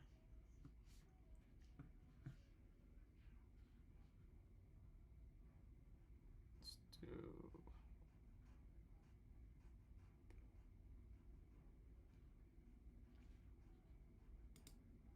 Hello, sir. How are you doing, officer? I'm not doing too bad. How are you? Not too bad. My ankle hurts. Trying to get a job. Yeah? What's your sign say? Please help. We'll work. Good. God bless. Okay. I'm just trying to get a lawn mowing job, I hope. Trying to get a lawn mowing job? Yep. I worked over there at, what's that one? Solutions. Okay. I got a job there last year. Okay. So I was working there last year, but he didn't hire me back. Didn't hire you back? No, I mean, I could go back probably, you know, and work for him a little bit, but it was hard to get a ride because I don't drive. Okay. You know, and it's just hard getting a job when you don't have a car. Yep. I got seizures, so I don't drive. Okay. It's hard just not having a car. That dude just I drove can through the thing. And What I fuck's have a giving? job. I mean, I usually work for my landlord. I live in Loyal. I have a place. I'm perfectly cool. Everything's fine. I'm ex-veteran. Okay. You know, I was in the military. I was in the infantry, so I'm a little. Sure. You know. So how do you make it all the way to Marshfield? I make it to Marshfield. Just today, I made it because a guy gave me a ride. Okay. He picked me up. Okay. Wouldn't it probably be easier to find something in Loyal? No, there's nothing in Loyal. There's nothing in Loyal? There's So nothing. so you would have to get a ride back and forth from Loyal to... That's what I do, but I don't do it every day, sir. Okay. I'm just out here just today. Okay. I'm not out here every day. Okay. Well, what we're running into right now is Walmart came and asked you... Yeah, they came and asked me, but this is Walmart parking lot, this is state property, and this is state property. It's not. Yeah, it is. It's not. Because this is actual state road. It's not Walmart parking lot. Everything It's that's Walmart Walmart. parking lot is X'd off and crossed off. The sign is actually state property because it's paid for by the Department of Transportation, and the concrete I'm sitting on is paid for by the Department of Transportation. This is a parking lot stop sign. I can't stand because I broke my ankle. I'll show you. This is a parking lot. That's the roadway. I know. But this right here is the roadway. No, it's not. Yes, it is. No, it's Right there. Look, the cars are traveling on the roadway. Is your name Adam? No. What's your name again? Huh? I've dealt with you before. McDonald's quite often, and it's always the same thing with you. McDonald's either. McDonald's isn't public property. Okay, Look I at my didn't. ankles off. I'm saying I've had talks with you before, sir, and it's always the same thing with you. You get confrontational with everybody. That's because I know the law. It's not because I'm being confrontational. Yes, it's you are, because right I'm away. explaining the law to you. Aren't you on probation too? Yeah. Yeah. And guess what? I'm going to Texas on Tuesday. And I believe you have a car last time I talked to you. I don't have no car. I don't drive. Last time I talked to you, you did. I do not have a car. I've never had a car for the past 15, 20 years. I don't drive. Okay. I don't remember him having a car. But I know that he got like rides over here. Yeah, this here, I know what you think. This No, is I do more than think. This is Department of No, Motor it is Vehicles. not. It's a parking lot No, stop it's sign. not. This is the parking lot. Oh man. Okay, so Target has stop signs at their exits too? Target is not as good as Walmart, and I'm trying to get a job. What I am trying to explain to you is Target has stop signs at their exits too, just like Walmart has at their exit. Okay, so just because you see a stop sign does not mean that it's a part of the street. Stop sign right down there by the pickup. It's not the same. Department of Motor Vehicles. No, it is not. Yes, it is. They paid for that sign. The state did. Do you see a stop sign down there? The state paid for that stop sign because it's a motor vehicle transportation. So you know all these thing. laws, but you can't get a job. Yeah. It's paid for by the motor vehicle. Oh my God. Here we go with arguing. It's a traffic. No, it's not. It's a traffic thing. Yes, it is. No, it's not. Yes, it is. Just because you want to Look it up. You want to say Look that? It up. It's you paid by. Who's your agent? Huh? Who's your probation agent? Jody. And he knows I do this. What's your name? Joseph. And he knows I do this. I'm sure he doesn't know you. He knows I do this. He doesn't. He knows I do this. He knows you argue with us. He doesn't think you talk like this, does he? You're trying to tell me I don't know the law. Because you don't. I do know the law. Yeah. Well, I'm gonna be calling off hours about you, how you're I acting. don't care. Damn. I'm not on any drugs or alcohol. It's the attitude. No, it's not no attitude. And Jody knows me because Bruh. I'm a time felon. Look at how you talk. The attitude, come on. Last time I talked to you, Yeah, you started off like this, You harassed me and again. then you're apologizing because you had attitude.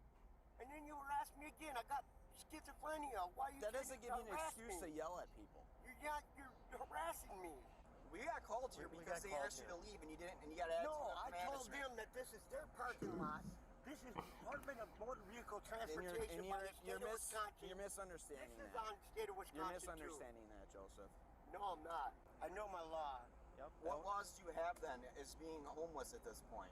You have a not house. homeless. Then why are you sitting here acting like Because you I'm are? trying to get a job. It's and called I got soliciting. a couple jobs last year. Soliciting. We'll write you a warning ticket and I'll call probation then, okay? Go ahead. I'm gonna call them. Hey, if you file that lawyer ticket, you know I'm gonna fight it, and Yeah. I'm not gonna leave. Okay. Because I'm not loitering. You are. No, I'm not. Okay, do you have a phone? I'm a customer. Do you have a phone? You're not a No, customer. my phone was just stolen. They asked you to leave? No, they asked me to leave the property for Yep. that, not for leaving as a customer. Hmm. They didn't trespass me. Is that what you want? I don't give a fuck. Oh. You think I can't? You guys are disrespecting me, and then you get mad at me for raising my voice. We are trying See what to happened. explain to you. No, you're not explaining. You're You're not trying to tell me what you're to not, do. You're not listening. And I was in the infantry, bro.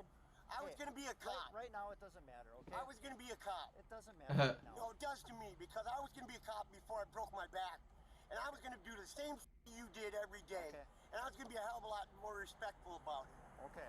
I know the law. So if an officer came and tried to explain something to you, you would yell, or you think that? No, I think if I explained the law to you. Okay, can you show me the statute that? Or Motor vehicles, look it up. Okay. Department of Transportation paid for the sign in this concrete. So do you think they paid Walmart did not pay for that. Do you think they paid for that Yes. stop sign? You think that? Yep. You think they paid Paid for? for by the state because it's a traffic ordinance. It's not how it It's works. true. It's a traffic It's ordinance. true. If It's somebody runs it, just walk It's actually true. He's actually pretty right. Walmart write the ticket, or do you write the ticket? To be honest, we can't enforce these stop signs. Well, you're supposed to. We can't. Yeah, they are. You should. They're a parking lot. We It can't. doesn't matter. It's private It's still a Department of Motor Vehicle because it's a stop sign. It's a stop It's sign. painted red, white, and it's And then it's yellow. Yeah. Department of Motor Vehicle. It's private property. We can't enforce those stop You're signs. right. That's private property right there. Nope. This is public. Public, This is public. public property's up there. No, it isn't. It That's is. private. Okay. Pull up a GIS map. No, I ain't got to pull up no GIS Okay. map. I know the law. You're refusing to let me explain things to you. I know the law. don't. Yes, I do. You think you do, but you don't. Dude, I was going to be You a don't. cop. How the hell do you don't think I don't know the law? I don't care if you're going Bullshit. to. You have to learn the law just as much as I did. Okay. Then you would understand that you can't. And you would understand that this is Walmart Okay. parking lot, and this is private this is public property. You're harassing me. I am not harassing you. We Yes, got you we are. got a call up here, and you were asked to leave, but you didn't. You gave them attitude. I got schizophrenia. What do you expect? If you would have stepped off their property, they wouldn't have even called us. I But you gave can't them. step off their property because I'm not gave on their attitude. property. You are. I'm not on their property.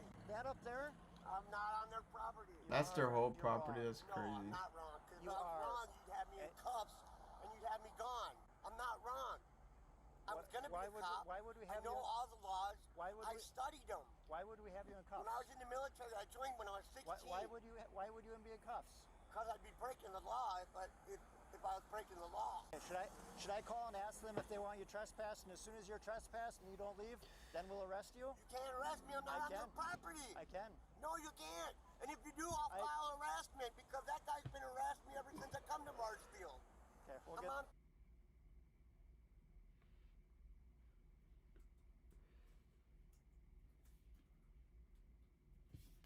Private property. I'm public property. Okay, I'll call and ask if they want you trespassed. I'll make sure that when I do you, I'll give you your money. Okay. You can't fucking arrest me. I'm not doing anything wrong. Stop. Stay right there. Uh-oh. Unless you're leaving the property, do not come over by us right now. Hi, Adam. This is Officer Hodge with Marshall Police Department. We're out here with this individual. He's refusing to have an understanding that this is still Walmart property. We're wondering if you want him trespassed, and if that's the case, he doesn't want to leave, then we'll probably arrest him. Okay. I might call you back in a little bit for a little bit more of your information, but as of right now, we'll do that. Okay? Yep. You're welcome. Make any threats yet? No. However, Walmart wants him trespassed. Yeah. If you refuse, Your cop's an asshole. Officers get ready to approach Joseph, completely unaware of the violent insanity that is coming next. But first, if you're looking for a way to make $150 or more on Ease Finance, playing password right now games last week, which can take anywhere from a few hours to a few days to get familiar and get in the groove of things. So to get started without it's our addiction. All right. This is going to be your last opportunity. No. They want you trespassed. Good. Which means you have I'm not on their property. He said good. on their property. No, I'm Bro said good. Refuse to leave right Hey, if now. you touch me, I swear to God, I'll protect myself. I swear to Hey. God, I'll protect myself. Yeah. What's he saying? He's refusing to leave the property. He's refusing to leave, so we're gonna be arresting him. Yeah. He says he's gonna. I like the cop. So he's gonna defend himself. I don't like the cop on the phone. I like the cop outside. The one on the phone is a If anything bitch. becomes more of this, we'll call He's an you. asshole. The one with the hat is cool. He's like trying so hard to be Joseph, nice. Probation put a hold on you, okay? You stand up. They put a hold on me? Yep. Yep. Alright. You know, just put out your cigarette. So that means you gotta get arrested, buddy. No. I said don't fucking touch me. I said don't fucking touch me. Oh. Yeah. Save me. Yeah. You're under arrest. Uh-oh. Save me. I said Uh-oh. that. Do that. Yeah, motherfucker. That's my get off. Damn. I said don't touch me. Oh, bro, that didn't even do anything. Ow. You're under arrest. Go on, sir. Put your arms on your back. Dumbass.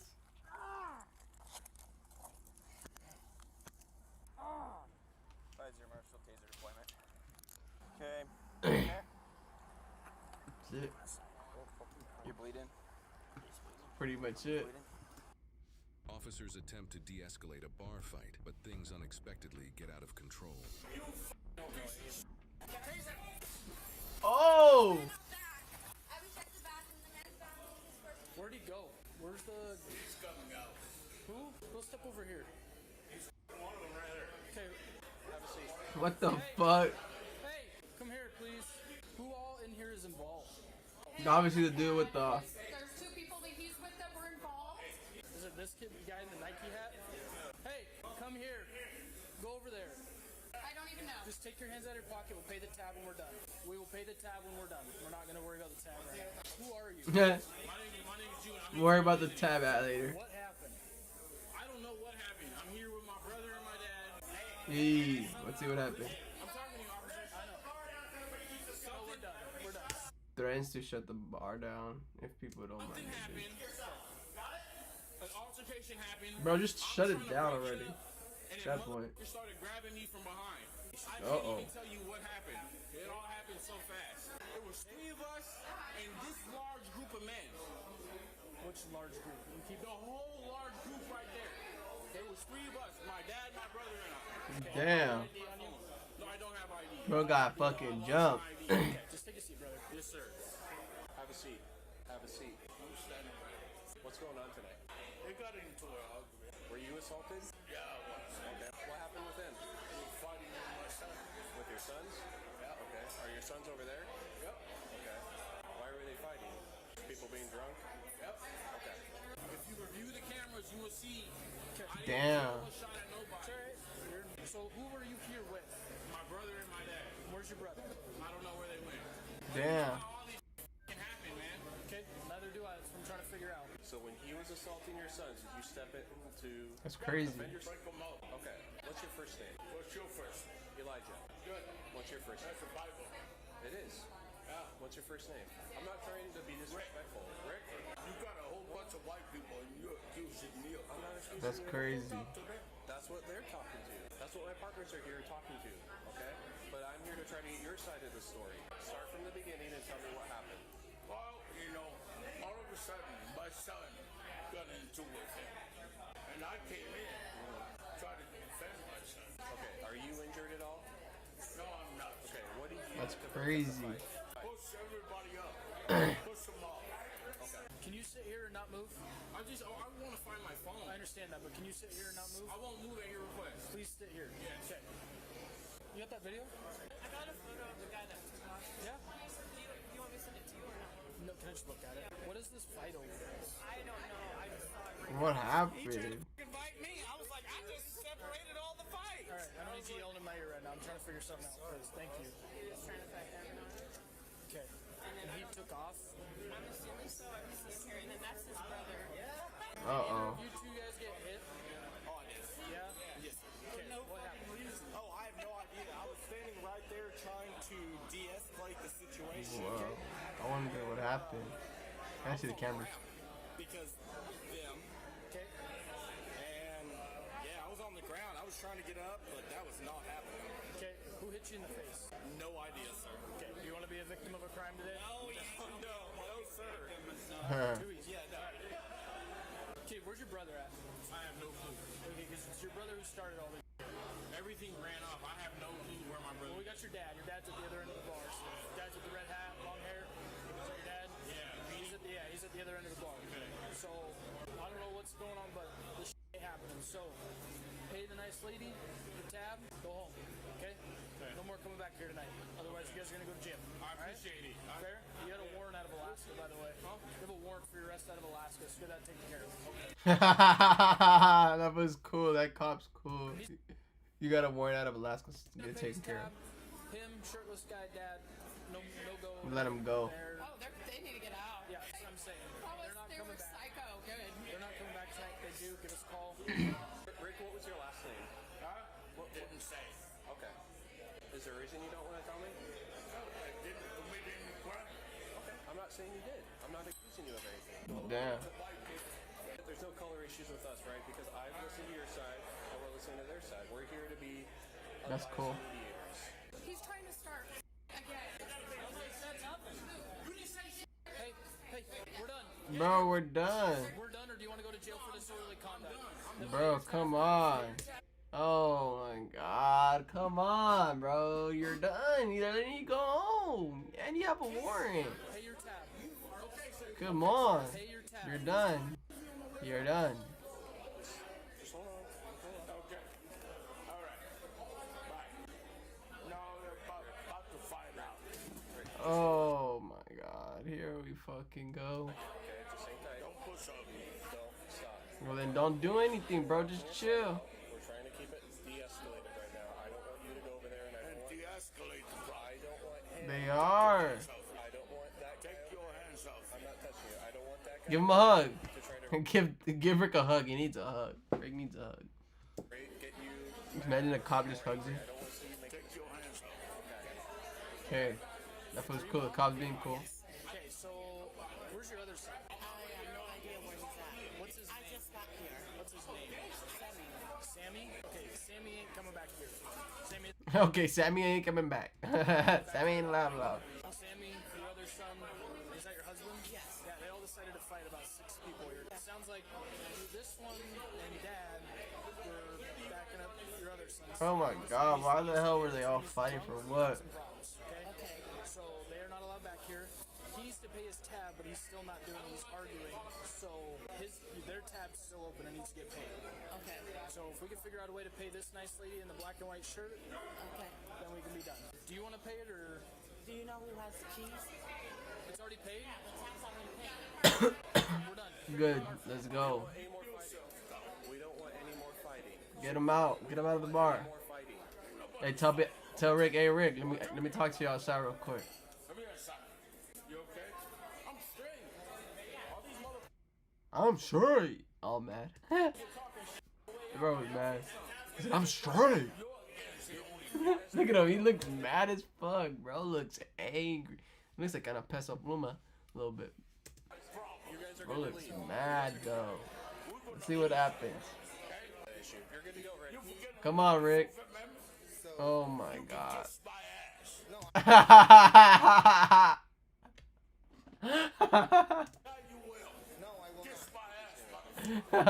Fucking Rick. The higher the sock, the downer the fool. That's so funny. Oh my god, Rick.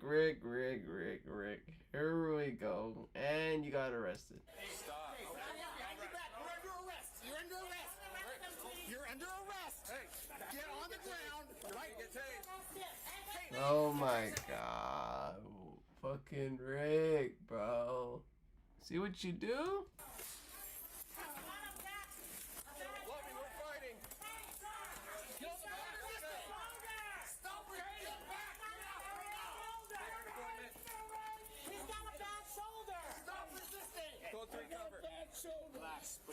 Well, then you shouldn't have fucking fought.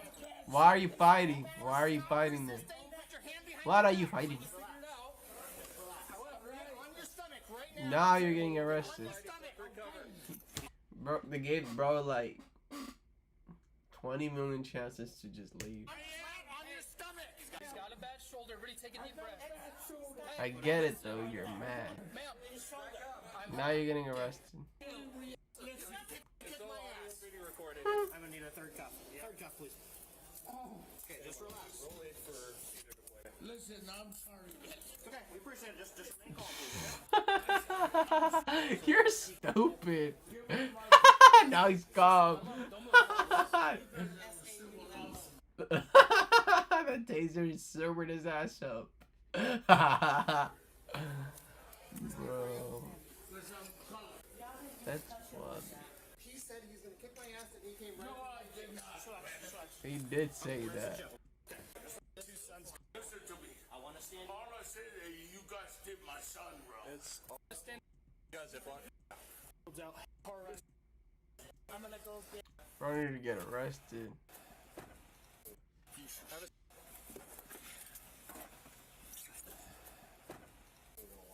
Bro needed to get arrested. Ma'am, can I have you move your foot just slightly? Thank you so much. I appreciate that. All right, I'm taking his ID and everything else in his wallet. It's going with you. Well. Thanks. Yep. All right, so we're gonna go to jail, okay?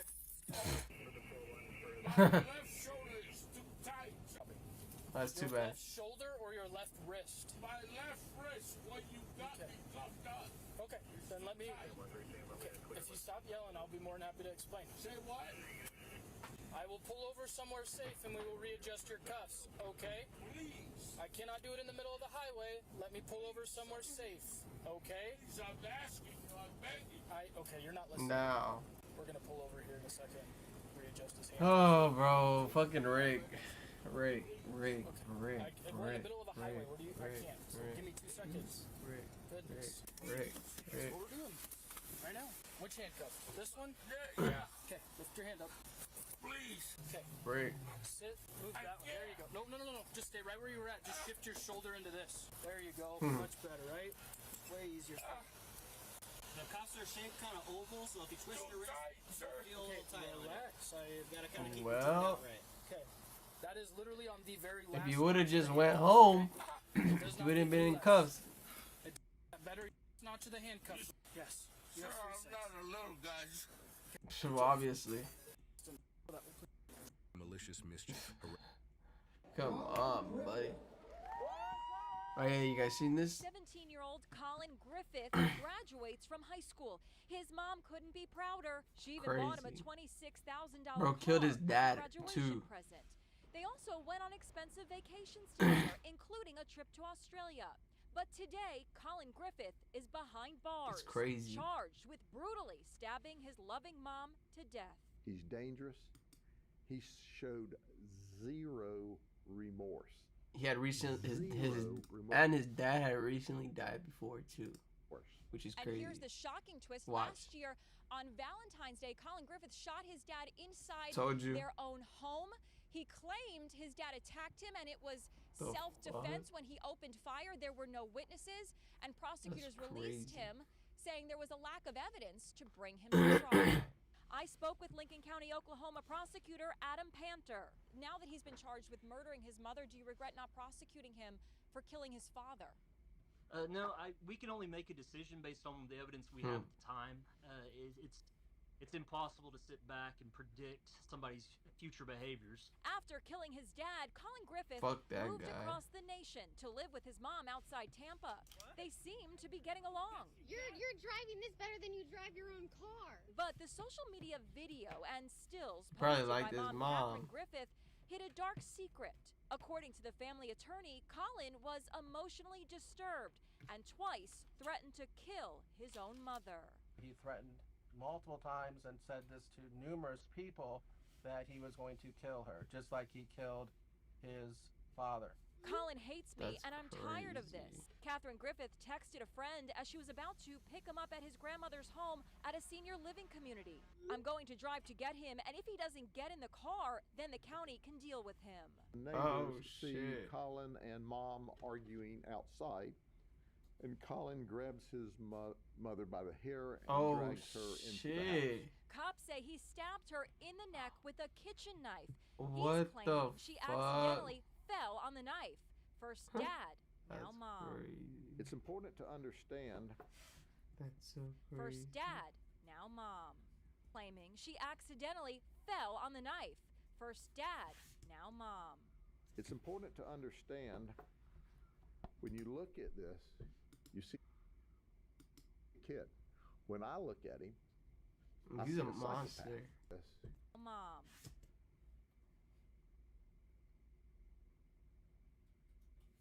It's important to understand when you look at this, you see a kid. When I look at him, I see a psychopath. Fuck that guy.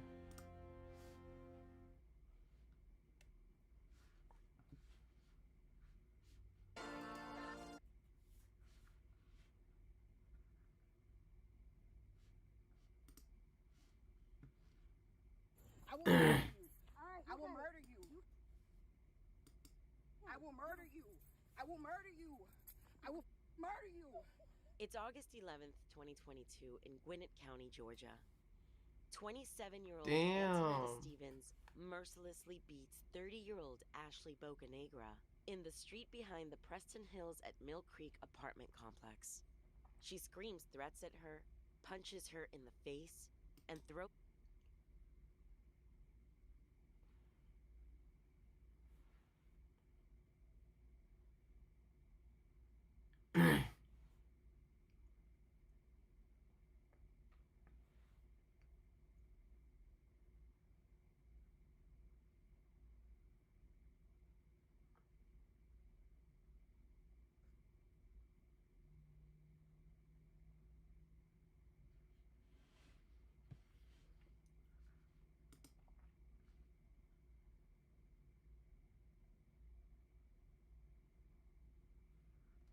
Damn.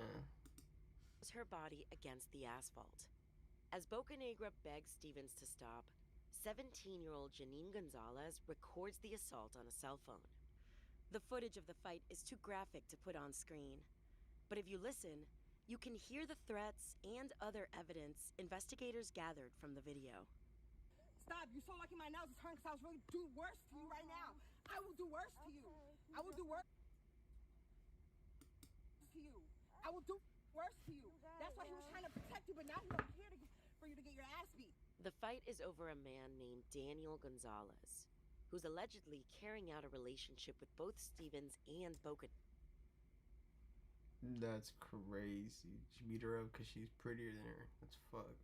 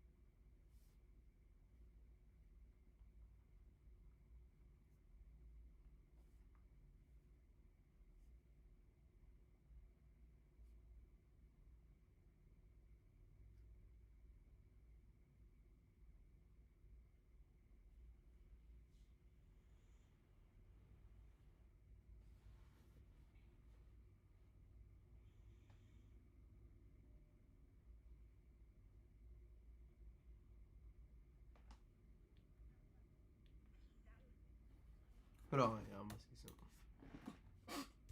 Negra.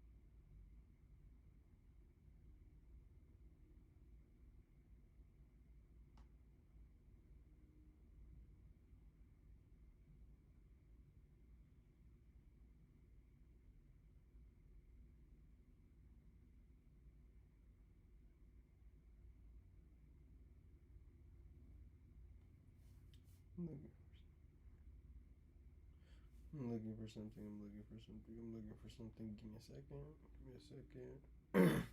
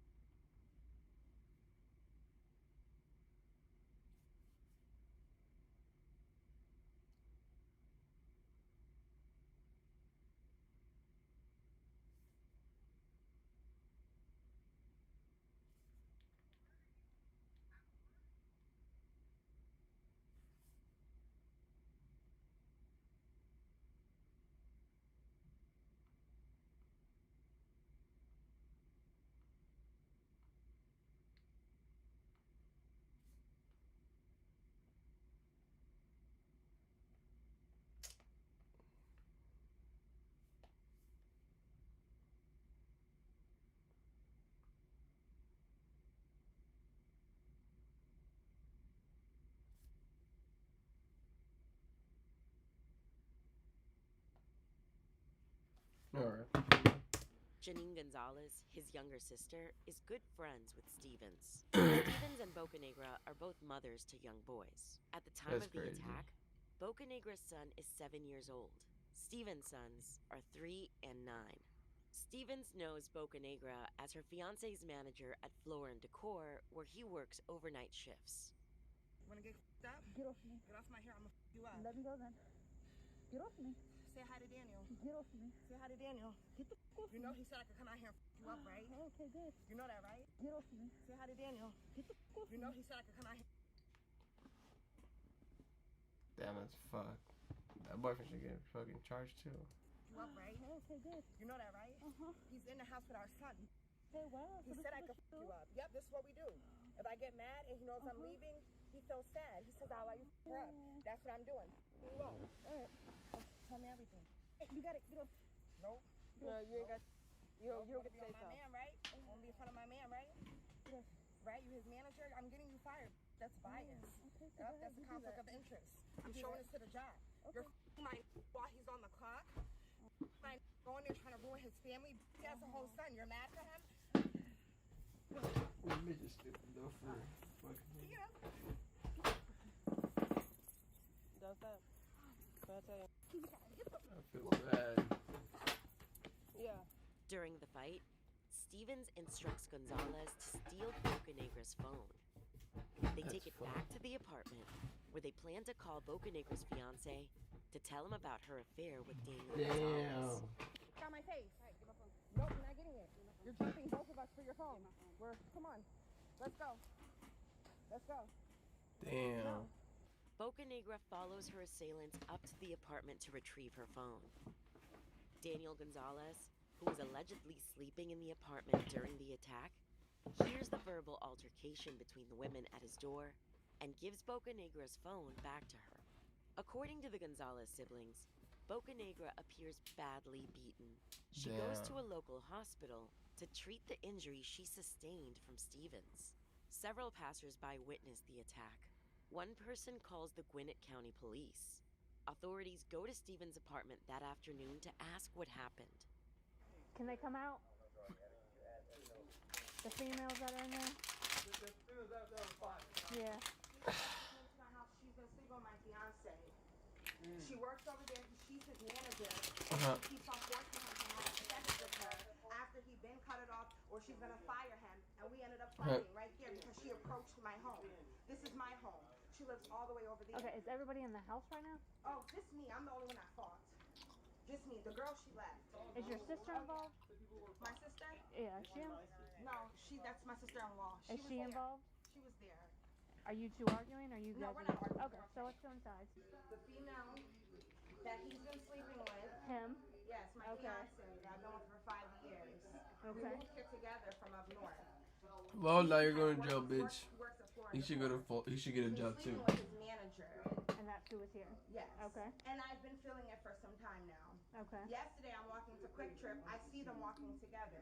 And you know our intuition. I know that's the girl. I've seen her. We argued yesterday. He broke it up. It was fine. This morning now, she's calling, text him, saying that she's going to be coming here. I waited for her. Stevens admits to waiting outside the apartment complex for Bocanegra to arrive, but she conveniently leaves out one crucial detail.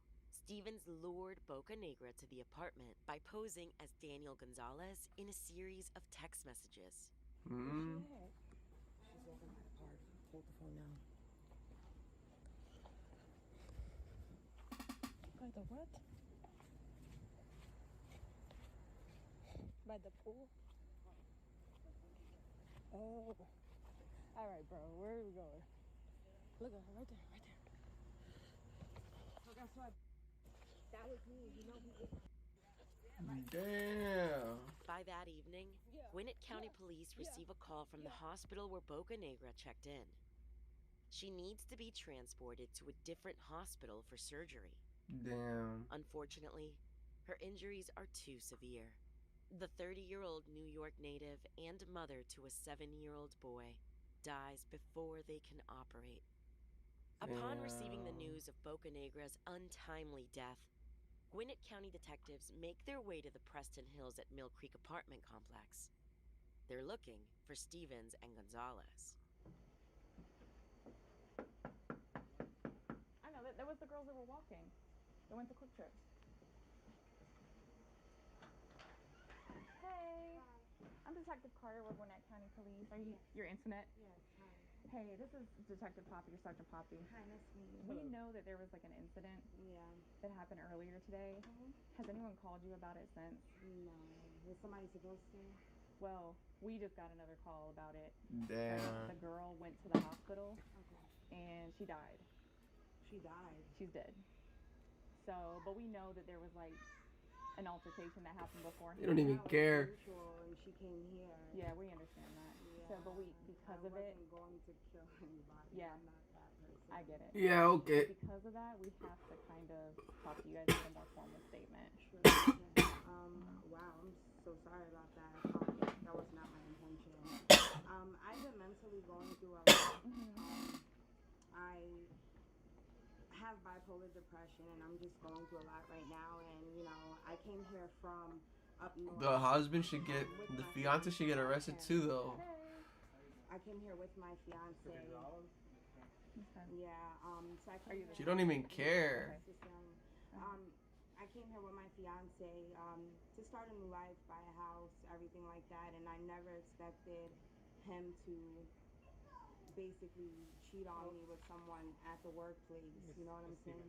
So we would like to get like a formal statement. So we're going to ask that you come up to our headquarters and talk to us. It's just right up the street. Okay. All right. I hear kids. Is there someone else here that can? There's someone here with them? Yeah. Okay. Once Stevens and Gonzalez arrive, the women are placed in separate What the interrogation fuck? rooms She's just where they wait laughing? for Detective Araya and Detective Carter. Just go through basically, since I wasn't there and I'm playing catch up basically. So what happened?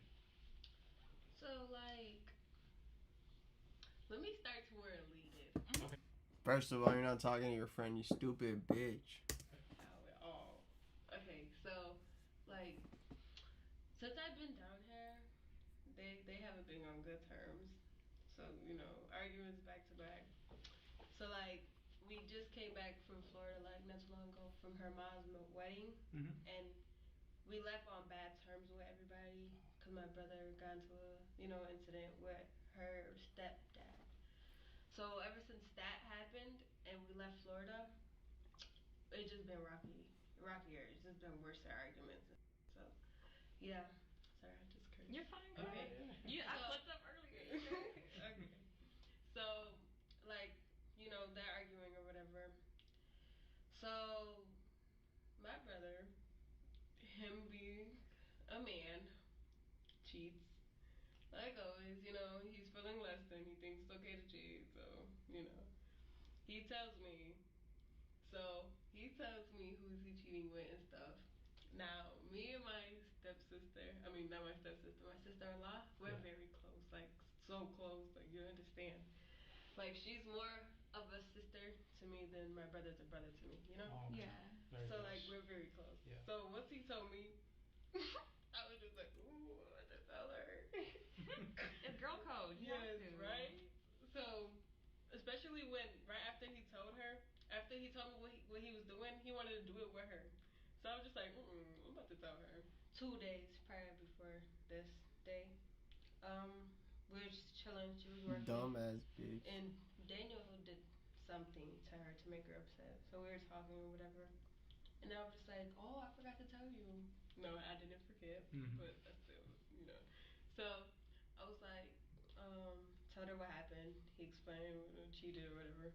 She was like, oh, really? She's upset or whatever. I was like, don't tell him that I told you because he's going to be mad at me. Right.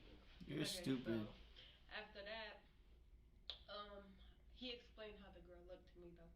And, curly hair, Puerto Rican, skinny girl. So I was like, alright. So then I explained it to Janetta. So the next day after that, we went to the store. Last night. We went to the store last night and we were walking the Quick Trip.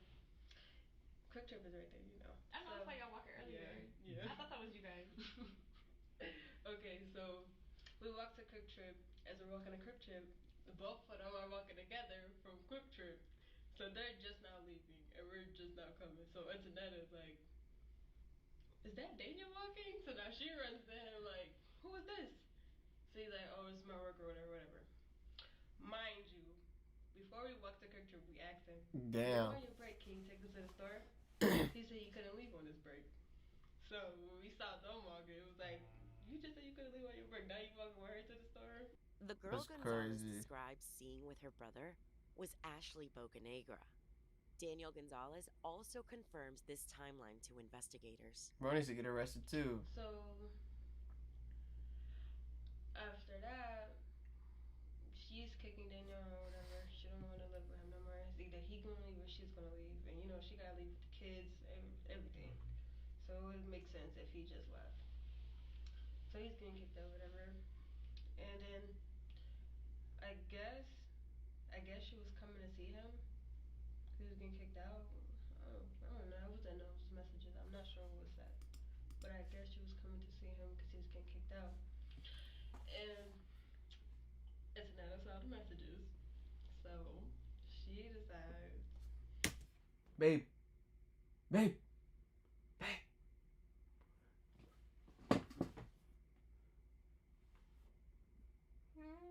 You don't gotta do your homework? You already finished it? Do tomorrow. Like, yeah, now she's about to come see you. Now I'm about to beat her up. Cause you just saved me from her the other day. No, you know that's how it went. So she's coming. So it's Netta and me. We go. And she comes to the house. You know, big fight. Yikes. After the fight, we took her phone. We were gonna call her husband to let her know that, you know, just to stir some out. Gonzalez is laughing and smiling throughout her recounting of the story. She doesn't seem to understand the gravity of the situation she's in.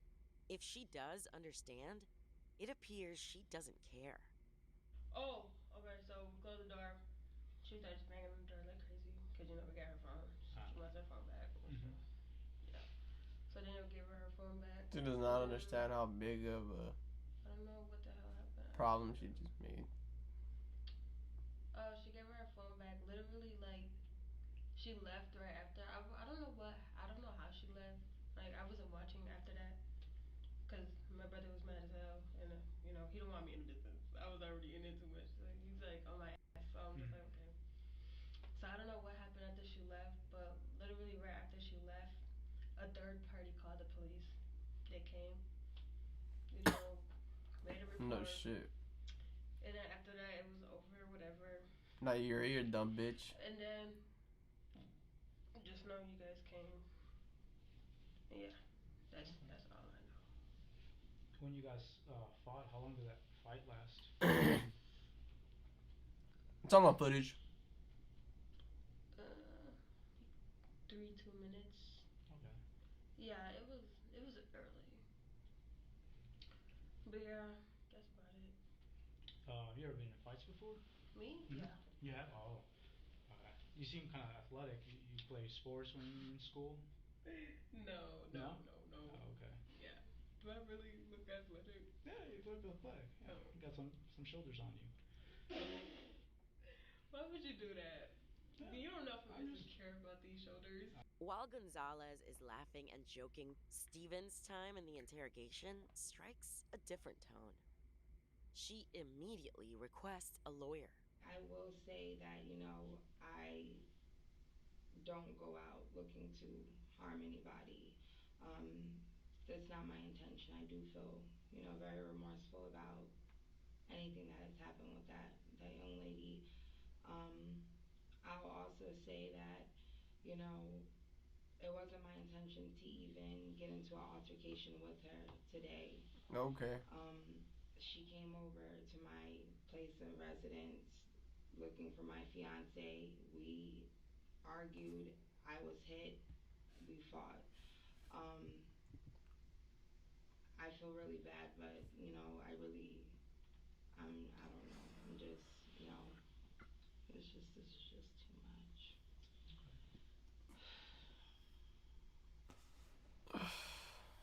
Dumbass.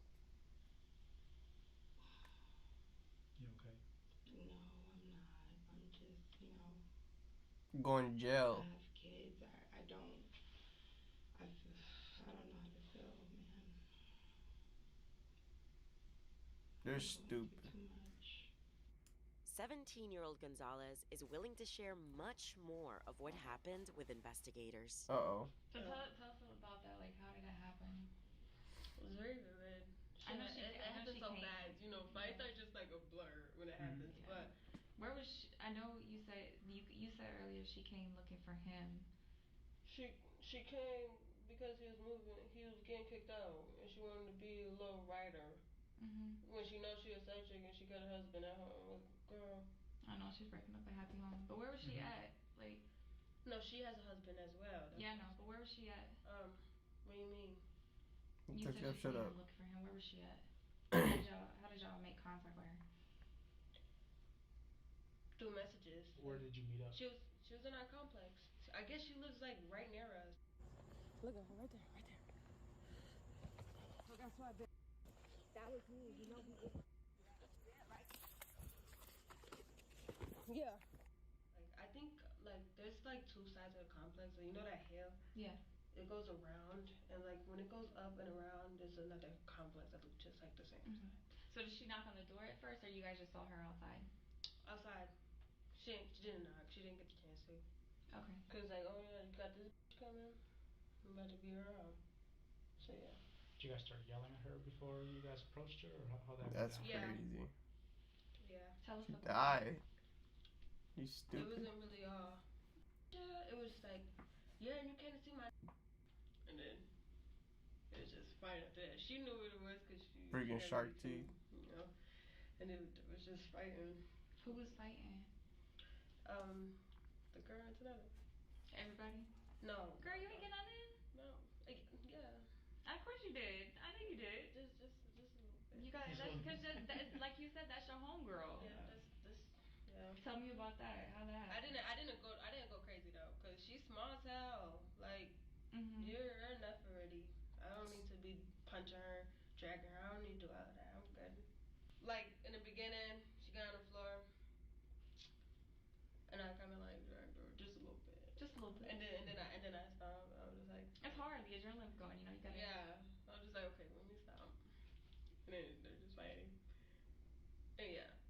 Dumbass. Just a little hit. I didn't really fight her. That's just crazy. What made it stop? You going to jail? I don't know. I don't know. That's a weird question. I never nobody. Like was she saying anything or Ashley? I mean. No, she was just. I never. Out of all fights I've been in, I never saw somebody talk during a fight. Like while you're getting beat up, talking. I never met somebody that. What was she saying? She was just you know, talking. Oh, good doesn't want you. That's why he's not loving me. Just like that. Throwing it out in the air. And then like, it was just such a weird fight. Like she was just like, she just kept on talking. Then she was like, "Aren't you his sister?" And it was just laughing all types. It was just weird. She was a weird person. You said she said grab the.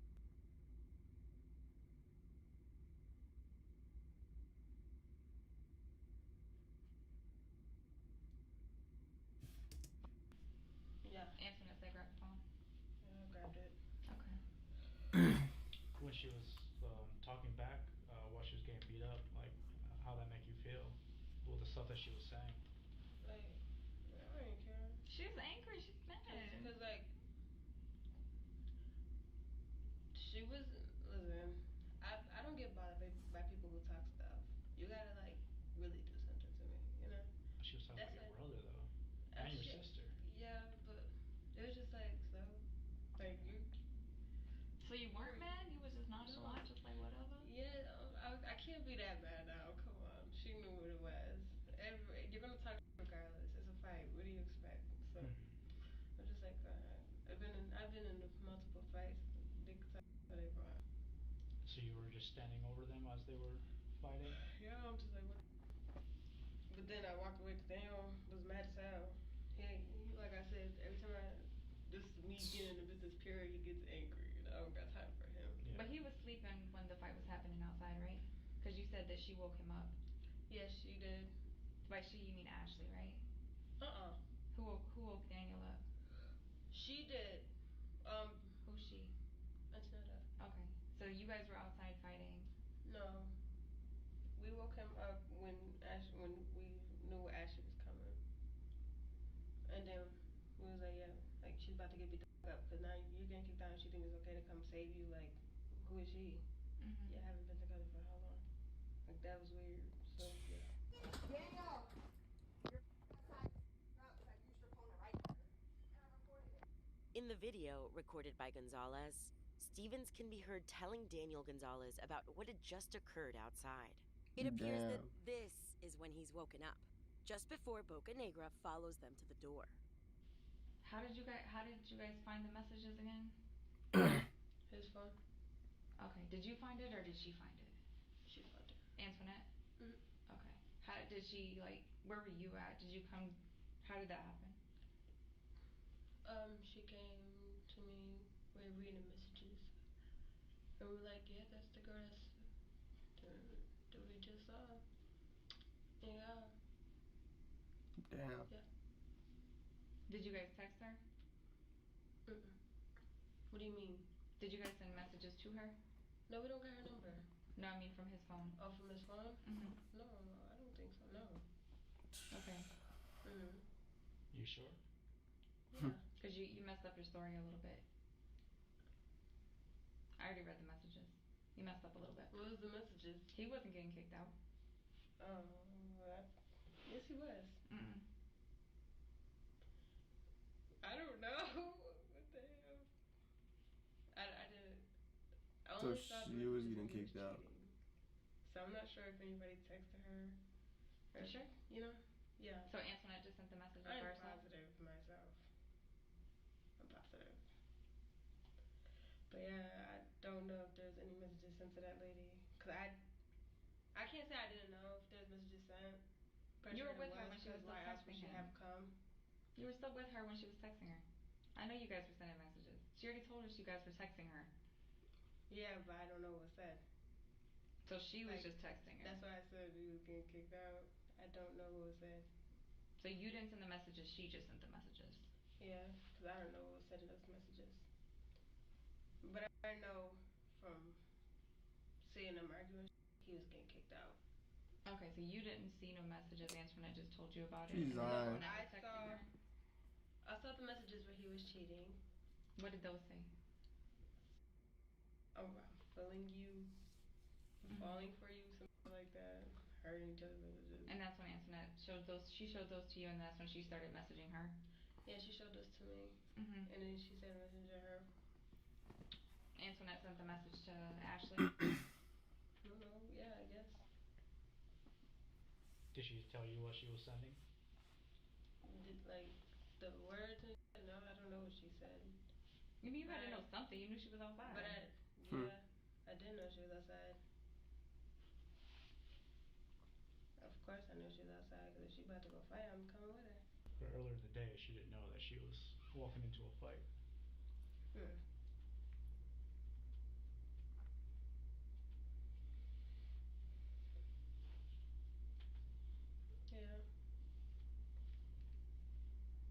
No, she's dead.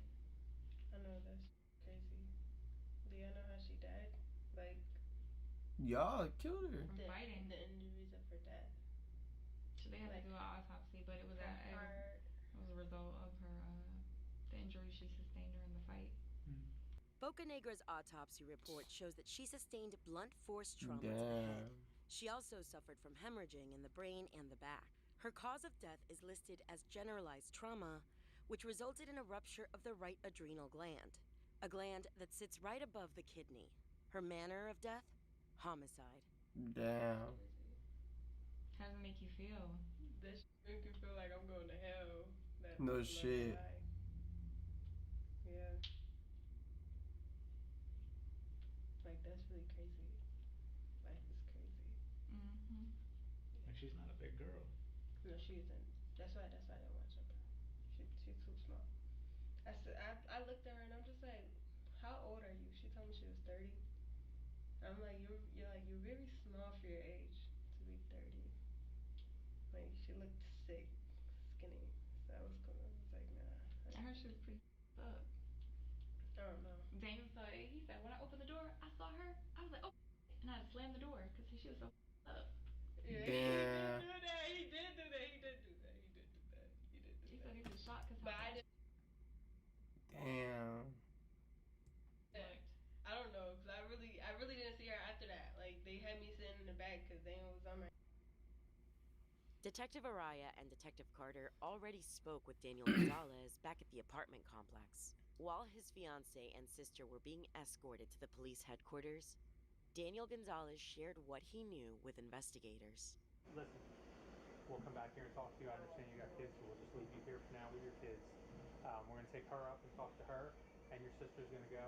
So just 2 cars, so 1 more car, that's it. And then we'll go from there, okay? Yes, sir. How long have you lived here? About like a year. About a year? Yeah. Do you know Ashley? Yes, sir. How do you know Ashley? You know, have an emotional relationship with her. Okay. So, they had the altercation early this afternoon. Yes, sir. Okay, which you don't know anything about. No, I was informed that while I was sleeping, she went in my phone, took my phone. Fuck that guy too. Yes, she deleted the messages. I'm not even gonna lie. She gave me back my phone. It was like seemed like it was untouched. Yeah. She texted the woman, said, "Hey." She basically acted like she was me. I know. I swear she probably still has the messages. Ashley. So she texted me and she was like, well, she acted like me and she said, "Hey, my wife kicked me." She's not my wife, but she said that. I guess that's what she said when it came out in love. So she kicked me out. Can you come meet me? She used basically her emotional, the way she feels towards me to get her over here. And when she got her over here, hey, call. That's Go ahead and take them over by your car. Fuck that Just go guy. ahead and take them over by your car, please. We are. Hold on one second. So then she came over. So she asked her to come over. She was pretending to be you. Yes, ma'am. And then what? She fought her. She had to, because the way when I opened, I literally woke up and was like, all When I you hear say is, she fought her, like she had to fight who? her because they had to fight or get in an altercation because when I heard this, like I literally woke up and I'm like, what the heck? And all I hear is them yelling amongst each other, my sister and her, you know, I guess like hyped. So Ashley came here to your door because they took her phone. I guess that they took her phone. Like I had to give it back to her. Oh, they took her phone. Yes. Okay. Because she was gonna text, I guess Herman and like you know, she was hurt. So, but now I wake up and I'm like, oh, there's knocking at the door, but I hear bickering. So I'm like, yo, y'all don't hear this door? I'm like, what the heck? I open the door and I just see that I just closed it immediately. How did she look when she opened the door?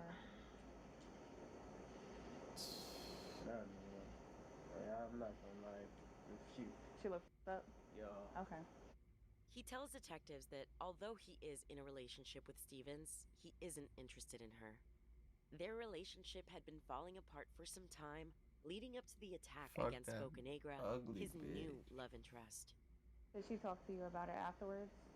No, the only thing she said is, why would you do this to me? And I told her, like, we're not, like, the love interest is gone, everything. Like, I told her this yesterday when she saw me walking with the girl. Oh, okay. And I stopped her. I was like, you're not gonna fight her because of what we're going through. It's not her fault, you know. Did she message Ashley from your phone? Yes, she did, and I'm pretty pretending sure to be Ashley you? Yes. Daniel Gonzalez shows his phone to Detective Carter, who begins reading the text messages Stevens allegedly sent. There's about what happened too. Your sister kicked me in the back by my heart and chest. Yes, and I know she has heart problems. Like, this is like crazy to me. Like it's not like this is fresh. Like, I'm over here cheating on this woman. I'm not.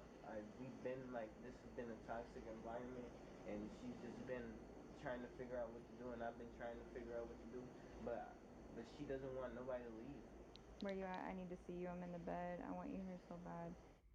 Daniel Gonzalez appears genuinely concerned about Bocanegra's well-being.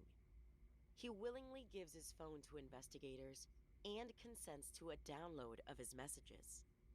Then, he asks how Ashley Bocanegra is doing. It appears he hadn't arrived home yet when the detectives broke the news of her death to Stevens and Gonzalez. Is she hurt? Let me see. No shit. Real bad.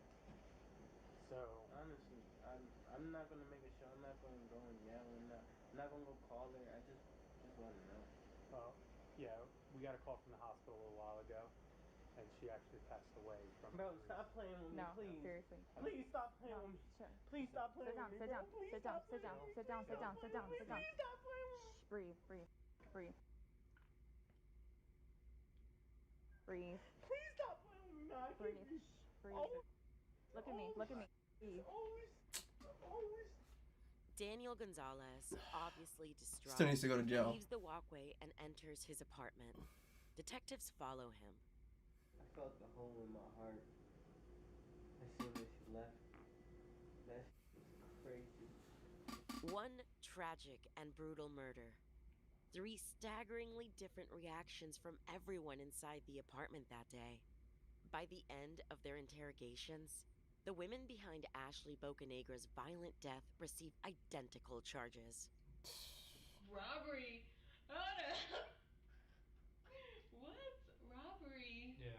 We didn't steal her phone. Yeah, you We took did. it so she could come to the house. Oh, you took it. Yeah, You didn't steal it. she got her phone back. Ah. I told you she wasn't leaving unless we gave her back her phone. We just did it so we could call her husband, but we changed our mind. Ah, okay. Gave her phone to Daryl. She got her phone back. She said it was okay for you to take it? No. Oh, okay. Yeah, that's Robbery. The other charge is Dumbass. murder. Yeah, Yep. dumbass. Look with your stupid ass. Other Look at her her hard drop. murder. Murder? Yep. Sure. Murder. You being charged? Yeah. Yeah. Yeah, stupid. Yeah. You're being charged with murder. She said it was okay for you. Bro, it's not no fucking game. The other charge is murder. Murder? Yep.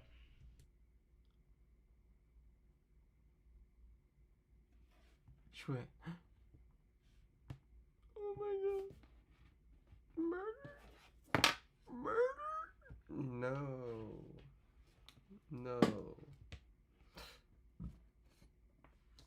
Murder? Me? Yeah, dumbass. She said, whoa. That's too bad. That's deep, right? Yeah, that's insane. No shit. No. What? Murder? Why would you even say that? People laid hands on her. All I did was pull her hair. And she still Antoinette died. Stevens and Janine Gonzalez are both taken to the Gwinnett County Jail. While they're being The fact that she's still laughing, well, how's that funny, bro? That's not funny. are both taken to the Gwinnett County Jail. While they're being booked, Daniel Gonzalez is at home with his 3-year-old son. What to do what? That's all I want to do, man. Even if I'm not Okay, yes, definitely watch SpongeBob. 3 young boys are now left without a mother to care for them. Yeah. Antoinette Stevens and Janine Gonzalez are each currently serving 20 Dumbass. years for voluntary manslaughter I want to see your sentencing. and robbery by force at Arendelle State Prison. Their maximum sentence release dates are both set for August 2042.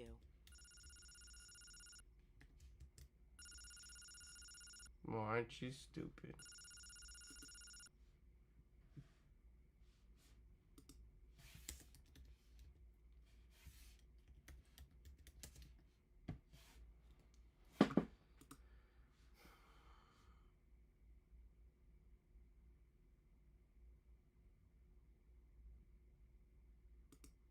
Years after a teenager was hit and dragged nearly 90 feet by a car, killing her, the woman convicted in that murder is asked. 2017 on Walnut Street. What started out as a large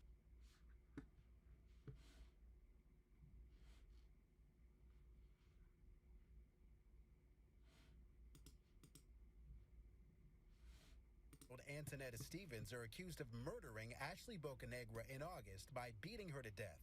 Police say Stevens started the fight, and Gonzalez joined. Gonzalez's attorney argued. Look at her dumb She was ass. practically a bystander, and that the real fight was between Stevens. Look at her dumb ass. Gonzalez's brothers, according to the medical examiner, and it ultimately killed the young mother. Look at her dumb ass. Police say Gonzalez. She's stressed. She ain't laughing no more. Ain't shit funny no more, huh? Ain't shit funny no more, huh? Shit ain't no fucking joke. Brother is at She ain't. love triangle. She's crying. Ultimately killed the young mother. Shit ain't funny no more, huh? It's just not funny, huh? Is at the center of the love triangle, and that she recorded Stevens fighting and making threats on her cell phone. You could clearly hear her say, "I'm going to murder you," about 5 times. "Are you ready to die?" And I could do worse. Gonzalez's attorney argued that she was practically a bystander and that the real fight was between Stevens and the victim. Given that, I think the case ought to be bound over as involuntary manslaughter and not as felony murder. The officer testified that one of the last texts that Ashley Bocanegra sent was to Gonzalez's brother to say she couldn't breathe. I was fine until your sister kicked me in the chest and back area. Police are in. A young mother will. We just got another call about it. So I guess the girl went. We just got to understand that. Do you guys get a Yeah, that was not my intention. A North Carolina man charged with poison. Bro, that's just not funny. Fucking stupid.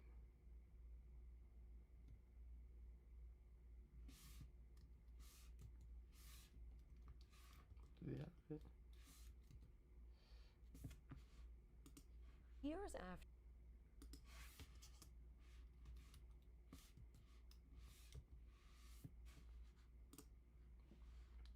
The leader of so-called witch.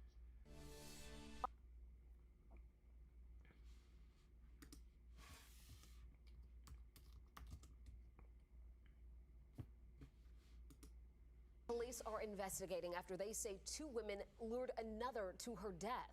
Gwinnett County Police tell us 30-year-old Ashley Bocanegra died from the injuries she received in a fight Thursday afternoon. Police. Now we are giving you a closer look at a new plan to. Now new at 5, police.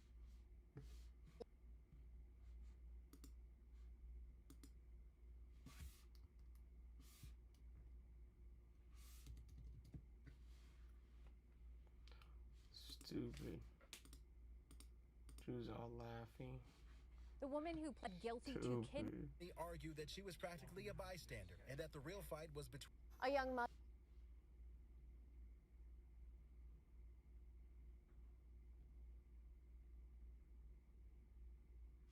Right now, police. Hold on. I'm trying to look for the sentencing.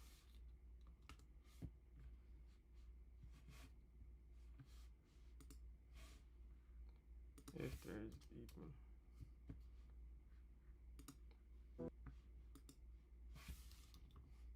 At a Buford apartment complex, our Paula Suro has been. And there's none. Circuit Court is reconvened. At a Buford apartment complex, our Paula Suro. Right now, police are in. That was crazy.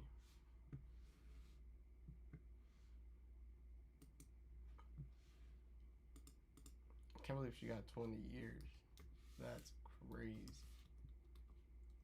She's stupid for recording the fight.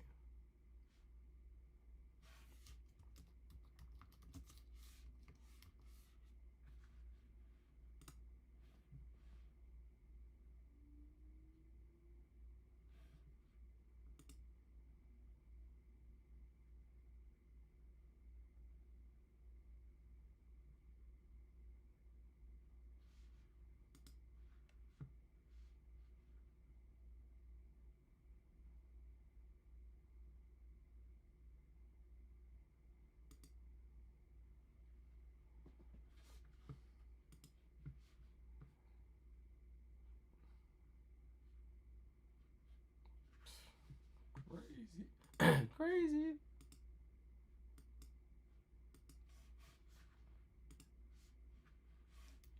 I did not want the obituary, but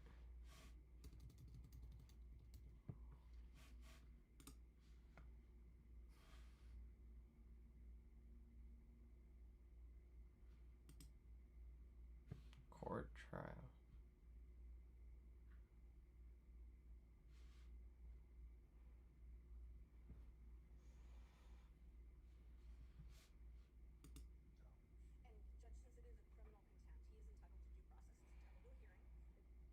Hey y'all, real quick.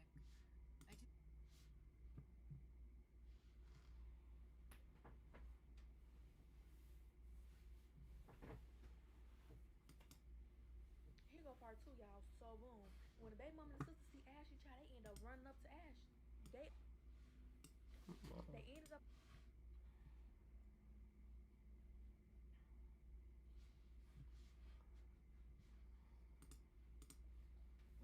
Hey, bro, let's set up this function tonight. Leave. On February. We're live, folks. We are live. We'll reactivity right now. We're just gonna. I'm like, when I want to find something, I don't let go of it. Sorry.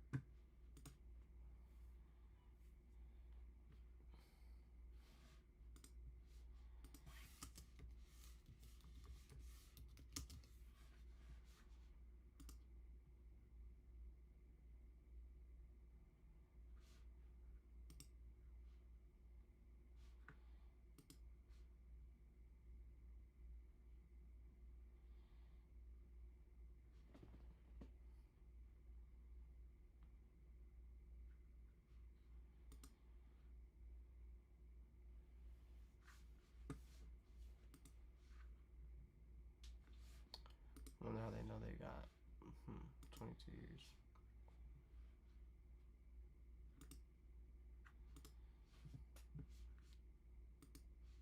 Gonzalez are each currently serving 20 years for voluntary manslaughter and robbery by force at Arendelle State Prison. Their maximum sentence release dates are both set for August 2042. Stupid ass.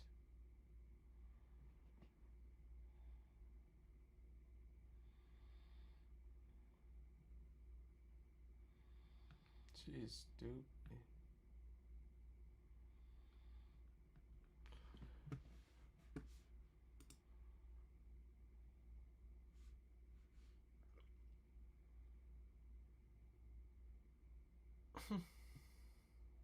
Fucking my butt cheeks hurt.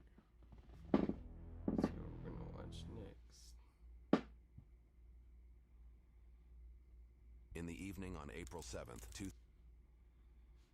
in the evening. See my watch.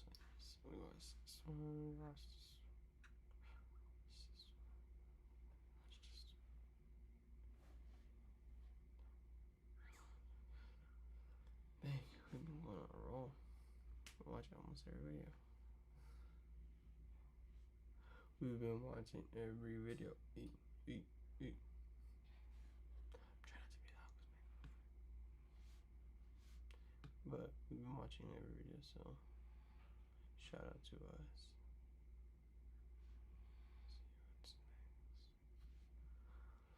See if I can find something for us to watch. Just give me a sec. I'll find something. Busters did an experiment where it's physically impossible for two hammers to bang together and for them to... Should I watch this?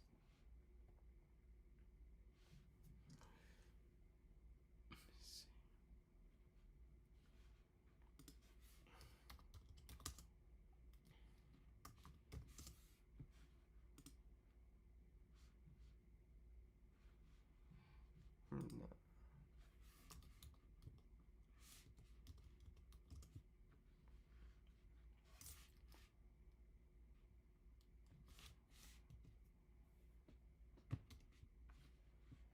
What the fuck?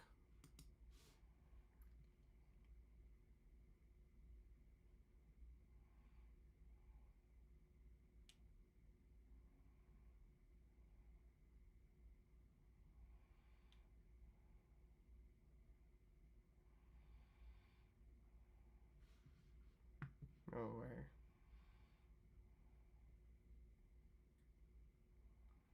Nah.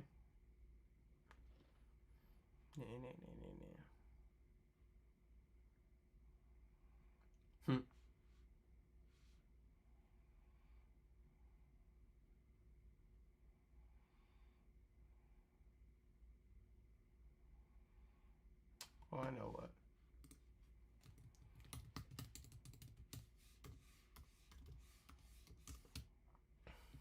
Watch some football. We can watch some football. We can watch some football. We can watch some football.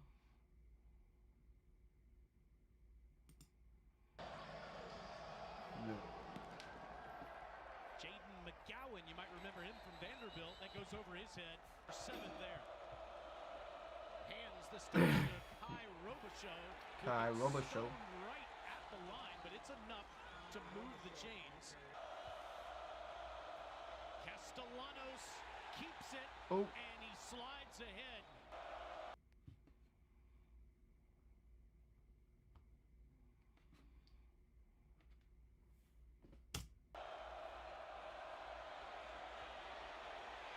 Mizzou flushes him out.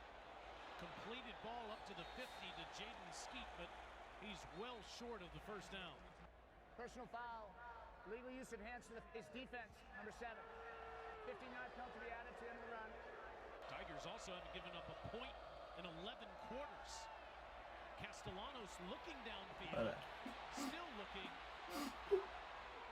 And on the backside, he gets the completion for a first down to Ward. Boston College is right now. Plenty of time inside. Easy. Touchdown. Jerron Bradley with the grab, and Boston College strikes first. The size of Jerron Bradley, 6'5". This is something that the coaches noted. Gone. Against Toriano Pride. Easy. The third down defense. See if you Cook got it. swings it out, and the catch is made. A good one by Nate Good. Noel. Good, that's good. Pick 6 last year in the Georgia Tech game. Here's Nate Noel going off. And the new starting tailback for Mizzou. And now Noel and Marcus Carroll are in to pick up the load in the backfield. Cook wants to take a shot, and he's got an open receiver inside the 40. That's Mookie Cooper. And the Tigers are at the BC 37. Back to the ground, Noel. That's another first down run inside the 25. Jamal Roberts in the backfield. Is in trouble, dumps it off to him. Misses him, feeling that pressure. And Missouri is on the board. Easy. Easy, buddy. 7-3. Wide open throw and a first down throw past the 30 to Lewis Bond. Dude, That's right here in the back. Castellanos' favorite target so far this year. Castellanos and Bond. Castellano. Relationship. That ball's on the ground. Throw that bitch. Castellanos gets rid Oh of it. my god, wide Open. open. Harris is Oh uncovered. my god. That's a 67-yard touchdown. Come on, Missouri. Typically the offense is They're gonna take down number 6 Missouri? That No time it way. was the defense. I think they thought there was a procedure penalty, so watch, they just kind of let up. That was a play. Meanwhile, Reed Harris and others, they just leak behind the coverage. That was all 2 carries, intentional. 7 receptions. This handoff goes. It's a first down handoff to Noel. Sprint out for Cook. Throws. There he is. What a throw. Past the 40. Straddling the sideline. And that's the biggest passing play of the year for Missouri.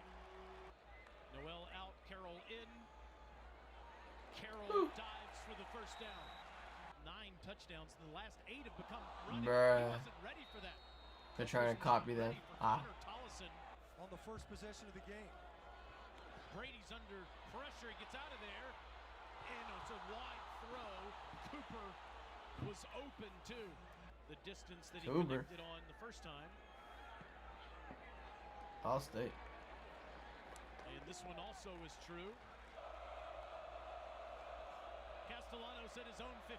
Castellanos. Throws into coverage. That's picked up. Intercepted. It's Trevez Johnson. Too easy. Johnson back to the 25. Castellanos threw it right to him. The protection is there. Missouri actually brings 5. He's Bing. trying to get it to Reed Harris. Trevez Johnson's just playing center field. So he's got his eyes on Castellanos. Cook's looking that way. Go, go, go. Touchdown. Luther Burden III. he's so dangerous. You see a little switch release. Missouri. Just enough to get out there. You got to try to rally. He's so good with the ball in his hands. So Cook's at the top of your screen. Fakes it to Cook. Touchdown or 2-point, excuse me, tie game. That was nice. One timeout for Mizzou in 46 seconds. Oh. And Weiss makes a man miss. That's exactly what he's been doing all season. They signaled as if he had. Well, now he changed his mind, and it's a first down run for Marcus Carroll. Past midfield. That was dirty. He wanted to get out of bounds. The clock does That was stop dirty. after 2 minutes. I went zigzag. Took 7 seconds to get that off. Brady throws. Oh. Catch made at the 39. 14-14.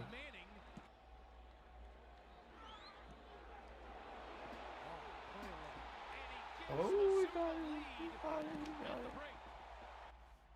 Hey everyone, Wheels here with a reminder to subscribe, Wheels. as about 90% of you watching right now are not subbed to the channel.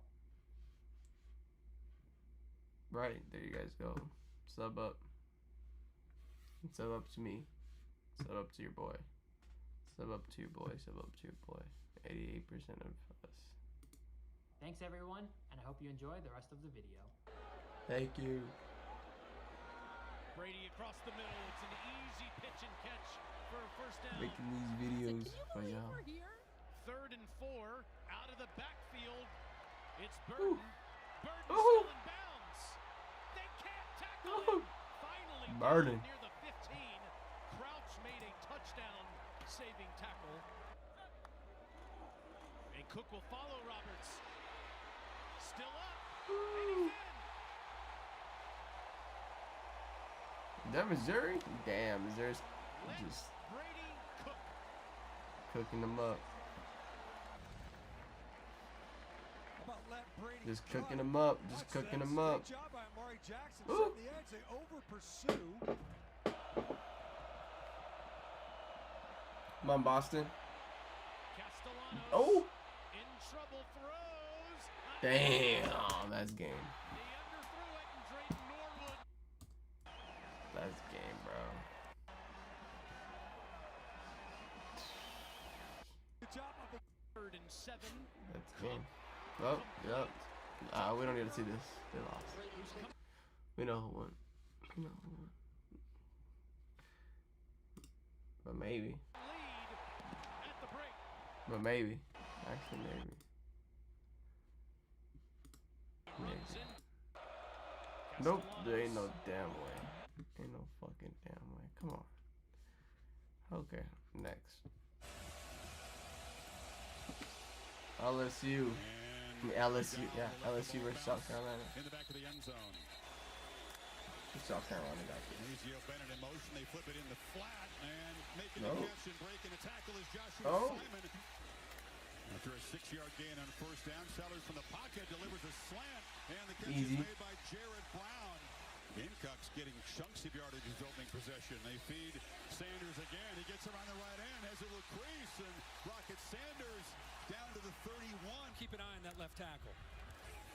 Sanders off the right has a big hole into the secondary. Down inside the 5. Running and passing. This offense looks sharp. They got 27 more. Muscle down to a 1st and goal. Keeper. Sellers picks his way to the right and is tripped up, reaching for the end zone. Touchdown, Gamecocks. What a start. Great body control. Nice. Progressive pylon cam. Use that left hand. That's nice. Stays up, leans, and gets across that goal That's line. beautiful. They're life-changing because you can really see well, but he's not used to it. You about to take the ranking? Lofting downfield into traffic. A flag comes out. Pass interference. Come on. Number 1. Pushed around there on that opening drive. Number 3. Oh, there you go. In the flat, and that's Go. Joshua Simon, Oh. another tight end that we'll see Oh, there tonight. goes the ball. Comes loose. 3rd and 11. Oh. Long throw down. Oh, easy. Intercepted. But he took a Damn, right into the bush. Who's going to get in the face of this young quarterback? They bring a stunt, affect the quarterback there by getting their hand up, and a heck of a Heads to the carry. face. Meyer has plenty of You ain't protection, Joe and he's Burrow. now dragged and thrown. Oh. Taken away. O'Donnell Fortune to the house. Damn. 14. Wait, what? The pass rusher from Atlanta, Georgia Tech transfer. How? Come on. That's on bull. You know he's an LSU fan. Oh my god. And stretching for the first down is Aaron Anderson. That's crazy. Three receivers to the right. Nussmeier looking that way. Oh, there he goes. They give up their first sack of the season. Sellers against the three-man rush has plenty of time and delivers a strike on the sideline. They made it pretty easy. 3rd and 2 after the penalty. 3rd and 2. Sent them back. And they may be sent back 5 more. Delay game. Defense. Number 35. Delay game. Defense. Yeah, this is a thing now. If you're an LSU fan, you what know is it, from the what? game that we had in Las Vegas. Wait, what? It's a new rule with the How? defensive lineman. It's not necessarily about the delay of game saying move. It's about all Move, these defensive bitch. linemen moving together. That's where there was the Day 1 starter here in 5 years. Keeper. He's gone. Sellers to the edge, and he scoots out of bounds. Another flag comes in. His face. Yeah, Rashawn Lee, the center, looked like he had his helmet ripped backwards. Bro said again. Runs into a wall, but just powers his way. They show pressure and bring it. Right Sellers there. from the pocket, throws Nope. a slant. It's Never mind. incomplete. It Not right there. bounced. And no problem. Knocks it right through. So they drove it 65 yards. Easy. Let's see LSU what you got. Come on, LSU. It's a long sideline throw, and it went down. Nah, they hit the floor. But after the throw, They hit the roughed floor. quarterback after he's out on the run. Oh my god. Nussmeier under pressure, backpedaling, flag is down. Oh, another flag. Holy shit. In a hurry. There's been so many fucking flags. Holy mother god. With the loss of down. 4th down. Bayou Bengals go backwards and stall, and Peyton Todd. Oh! It's blocked. Dude. Flag. Roughing the kicker. And knocked down at the 10-yard line. Flag roughing the kicker. Head Flag. over heels. Look at his effort. I mean, that's an all-time. There was like 5 million flags that game. And an effort. Add to this double-digit lead. Sanders. Number 5. There you go. What is that? Gamecocks are cooking. Wanna be Deion Sanders? Wanna be Deion Sanders? For this LSU offense with this Come crowd on. noise, Ooh. so he goes to the reliable Mason Oh, Taylor. that was nice. Hand off inside and breaking tackles. We're gonna be doing a Thomas, sleep they use stream the too. Speedy receiver.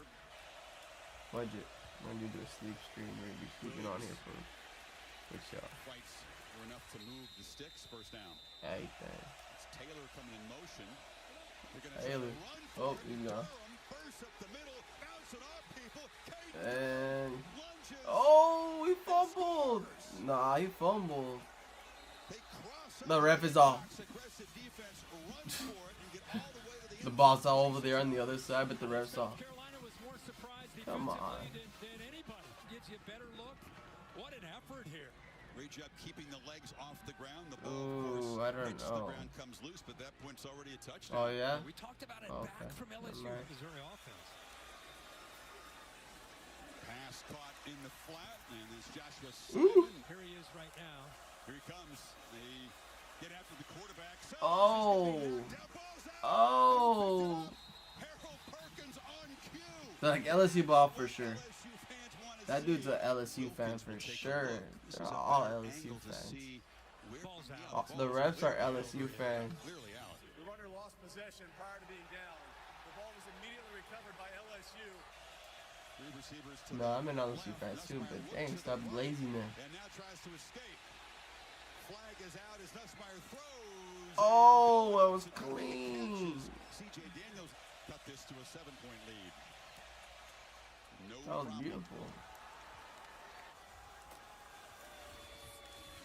And there's the Oh. keeper. Shows the acceleration. Sellers in a foot race. Damn. They won't catch him. Slide in there. 75 Damn. That's crazy.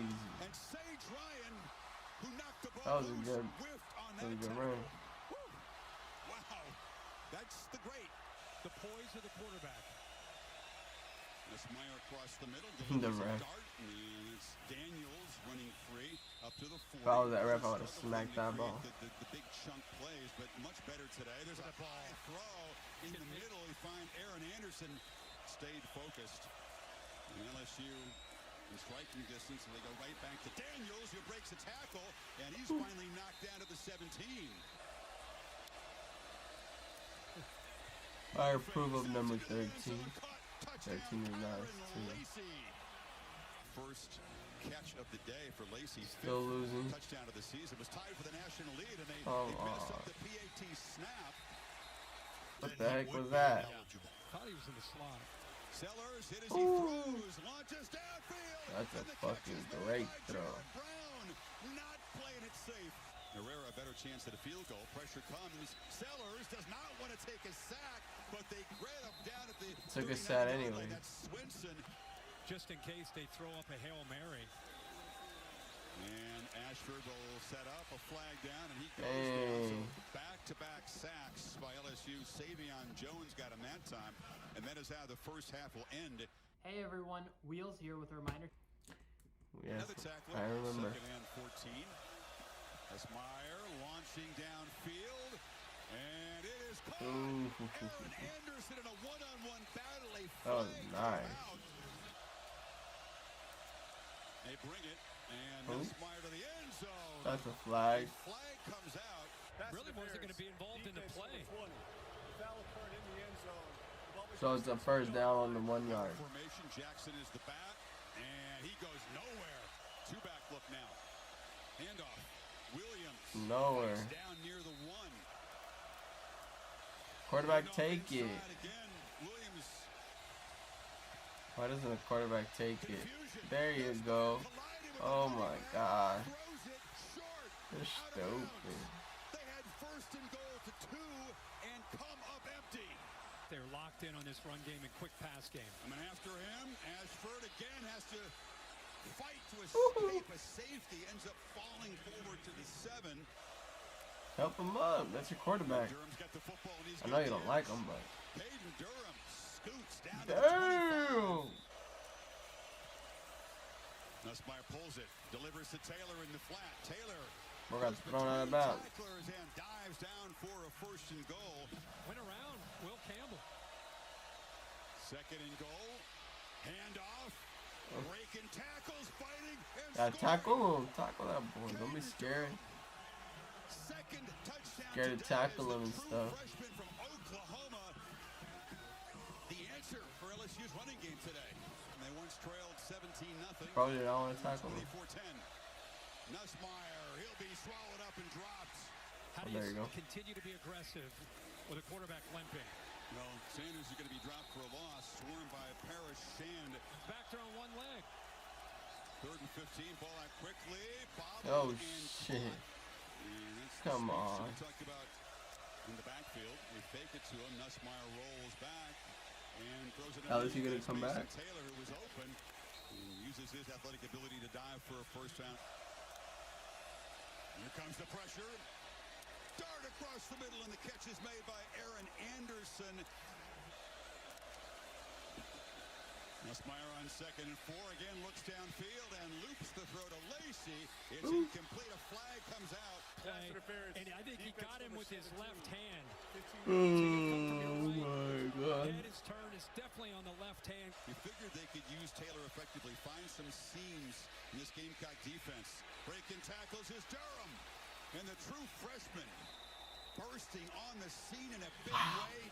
Josh Williams is the back. Nussmeier fakes it to him. The end zone. There you go. Throws to a wide open Mason Taylor for a touchdown. Come on. LSU on top for the first time. So now it's Ashford back, and they'll try to get it by giving it to Rocket Sanders, and there goes Rocket. Sanders. He's gone. Gamecocks reclaim the lead. 66 yards. That was quick.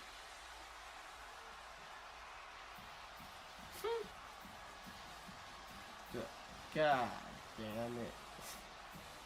Well, when your quarterback is down with an injury, your options are limited on how you can attack becomes fairly predictable, but it still comes down to getting big number 5. The football becomes fairly predictable, but it still comes down to getting big number 5. Alright. Becomes fairly predictable, South Carolina. but it still comes down to getting big number 5. Can attack. Becomes fairly predictable, but it still comes down to getting big number 5. The football. Oscar Attaway spelling Sanders in the backfield. Ashford trying to escape here and make something happen. Heaves it into the end zone, and they do convert the two-pointer. There's a flag down. Ineligible receiver downfield. Number 53. Still going to go for 2. They'll just back it up. There's some bullshit. Up to your right, left. Throw it. They're doing too much, Michael Vick. Tosses a wobbly pass into the end zone, and it's intercepted there by Deshaun. Come on. Not doing nothing. Third and long, Nussmeier, sideline route, and the fingertip catch is made by Kyron Lacey. On third down with the game on the line. Oh my God. Comes up with it. Nussmeier couldn't collect the snap, and Dylan Stewart, the true freshman, makes the recovery. Let's go. Thank you. Thanking the crowd for playing a role. That's you. Been all over the field. They're crowding the line here on 3rd and 10. Ashford heaves the ball up his back foot and is way over the head of Harbor. This from 42 to make it a 4-point lead, and he drives it right through. So the turnover set him up. You feed the freshman, but he runs right into heavy traffic. Tries to power forward, doesn't get there. Area today. Comes Ashford. Oh my God. Scooped up by LSU, and it sets up the Tigers at the 11. Damn. Got the recovery. There's another flag down, so we'll wait for that situation. Offense, the penalty is declined. Result was the first down for LSU. And this is why we said for South Carolina, they're limited in what they can do as a play caller. It's either a quick pass downfield. You don't want him sitting in the pocket. Should have ran it. Quarterback, bro. Hey, their defense is saving them. Good game. There is a flag on the field. Another one. Nullified for the second time today. Jason Autry's microphone, and you see on the Fritz here. He's like, what the fuck are you throwing at? It will be a Gamecock takeaway and a very tough decision by Nussmeier. They need 7 now. Ashford, old-fashioned quarterback sweep around the right side, and not much there. He's back in the game, and he's got the football, and runs right through a tackle, and picks up 10. Football, and runs right through a tackle, and picks up 10. And the Gamecocks get a stop. Oh, free play. Nussmeier pitches it downfield. Gamecocks are going to give him a first down on the penalty. Who's out? Nussmeier pitches it downfield. Gamecocks are going to give him and runs right through a tackle and picks up 10. And the Gamecocks get a stop. Free play. Nussmeier pitches it downfield. So he was out. Yeah, he was out. Look at his toes. Right here. Ball. He hasn't even had the ball yet. It's right behind him. Nah, these. Oh, actually, I don't know. Maybe. But Lacey fights back, and they can decline it because he's got the That football ref at the loves 10. LSU. He gives it to LSU every team. Is out of bounds. That one's going to come back. That dude right here, this dude right here went. Oh, that's in. That one's going to come back. Look at the knees down. Look at the ref. Look at the ref. The ref said, "Yes, it's a catch." Come on. That ref loves LSU. I can tell. Bro said, "Yes, it's a catch," and it's not even a catch. Stupid. Stupid. He's got the football at the 10. Is he out of bounds? Look at out. Knee is out of bounds. It's on lead. Come back. Yeah, the knee is down as he catches the ball out of bounds. It's an incomplete pass. Dumbass. He was out of bounds on the game results in a first down. For LSU, because of course. Man. Loops it downfield. It's Lacey who makes a catch and sets him up. That's some bullshit, bro. South Carolina, you would have won, but you guys fucking keep having a bunch of penalties. After he came down, one hand loses the football. The ruling is a completed catch at the 4-yard line. Oh my God. Williams into the end zone in LSU this time. Whatever. Reach Pater, and they take the lead with 1:12 to play. They gave him too much time. Oh, they're gonna lose actually. They got the fucking rookie. Oh shit! Maybe. Worse than 15. Come on, Rook.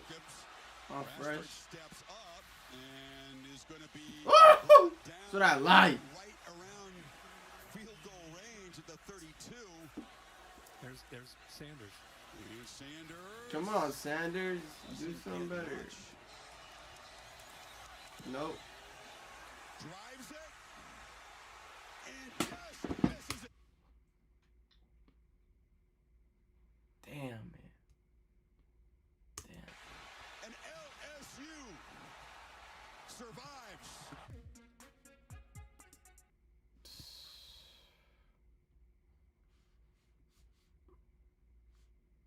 That's crazy.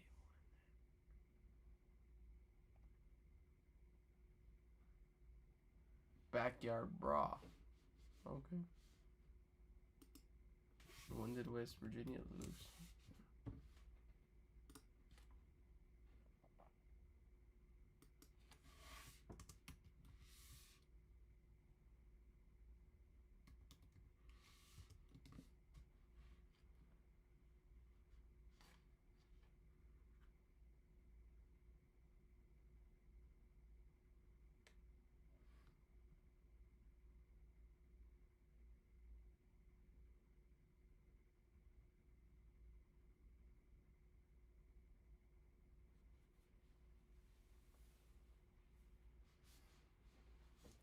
Didn't West Virginia win the national championship last year?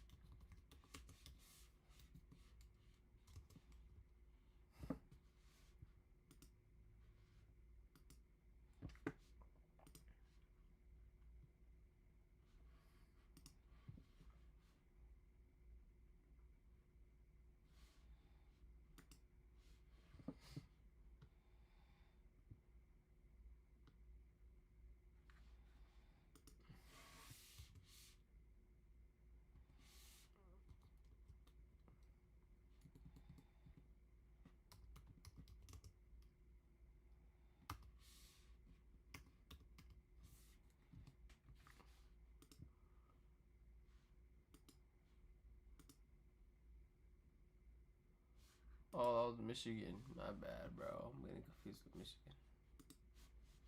Oh.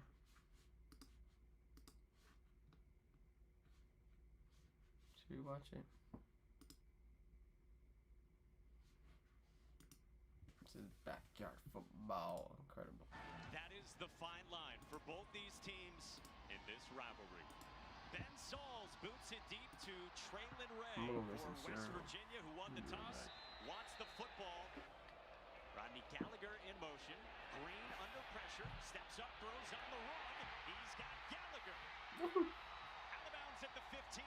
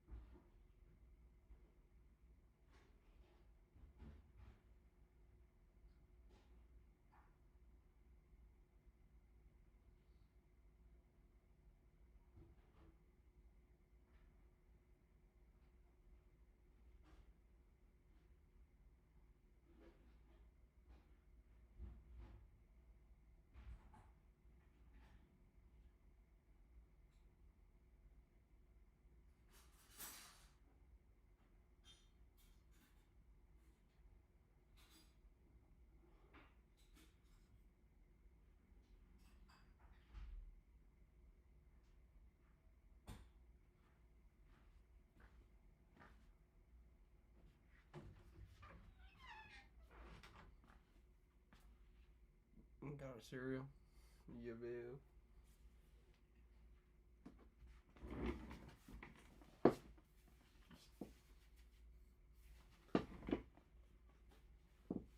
Sorry it took long. Green to throw. Swings it out. C.J. Donaldson. In for a touchdown. West Virginia strikes first in the brawl. All you got to do is try to create a dilemma, create a challenge. No communication, wide open Donaldson. Quickly to the air, and it's Kenny Johnson who's got first down. Bumped out of bounds past the 40. And they've been averaging a snap with 19 left on the play clock. Eli Holstein takes a shot. Johnson downfield. Holds it in. Mumfield motions out. Holstein looks that way. Holstein under pressure, nearly picked by Dantes Fagan. And Ben Sauls comes out from 31. And the veteran in his third year on the job as the field goal kicker is good to get the Panthers on the board. Quarter and a half last week in that comeback win against Cincinnati for Holstein. They swing it out to Reed, and he gets swarmed immediately by Trey Lathan in all-purpose yards per game. Fake it to him here. Holstein will fire into traffic, and Johnson makes the catch off the bobble. Anthony Wilson was draped all over him. From the 42, Holstein gets it out quickly, and it's Conte Mumfield in the plus territory.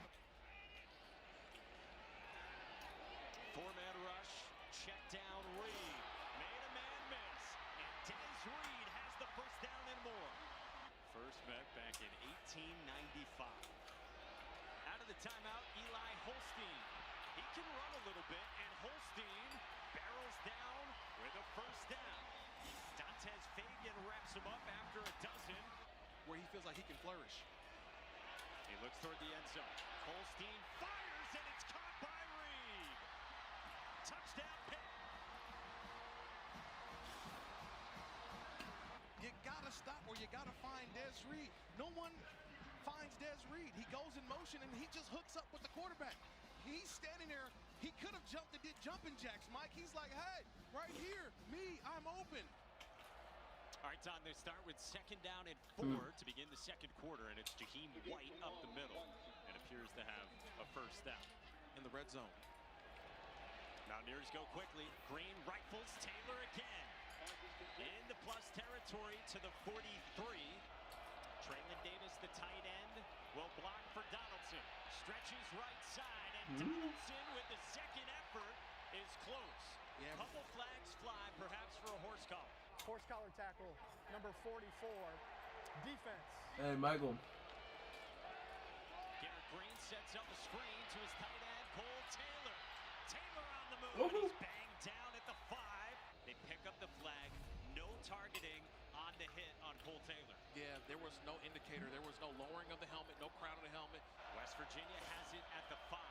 Jaheim White's the running back. Here is White off the right side. Touchdown Mountaineers. West Virginia's back in front. It's not about the receptions for Cole Taylor. Watch this block. He gets the block that's needed to spring White for the touchdown. A legend. Flea flicker, Eli Holstein. Oh, he goes down. And sacks. Josiah Trotter and Nate Gabriel in the backfield for the Mountaineers. Plays just like his dad. And now on third down and long for the Panthers, Holstein rolls a flag like his dad. And now on third down in the backfield for the Mountaineers. Plays just like his dad. And now on third down and long for the Panthers, Holstein rolls, a flag flies, and Holstein goes out of bounds. Holding, number 17, defense. In the meantime, Carrico, the Ohio State transfer, goes out. Fresh head of downs for Pitt, and Des Reed springs in the plus territory. A really bright young mind, 31-year-old offensive coordinator. Second down and long, Holstein rifles and a jumping catch by Poppy Williams. Got leveled by Aubrey Burks. There was no targeting on Pitt's Kyle Lewis, and there's no targeting on West Virginia's Aubrey Burks. Yeah, I think this the elements that you look for targeting with transfers. On second down, Holstein. Mobile to his left, fires complete, and it's Poppy Williams for a first down. You know he wanted the ball. Poppy Williams for a mobile. On second Didn't down, even do it. Holstein. Mobile to his left, fires complete, and it's Poppy Williams for a first down. Holstein tried to check it down, and it's incomplete as he got crunched. Yeah, but there was a late flag. Holding, number 1, defense. Number 1. Right tackle. Holstein avoids the rush, throws for the end zone, and it is caught. Touchdown, Des Reed. His second, and the Panthers are back in front. Pat Narduzzi said to us yesterday that last year our quarterback play was atrocious. It's been better this year. I mean, he just flicked him away like he was a fly or a tick or something. He just moves up in the pocket, calm, and finds Des Reed. Well, and you see Taylor does it again, backing off the line. And now C.J. Donaldson on second down. First down. A first down out to the 36. Bro, with that. Bro, foul for that.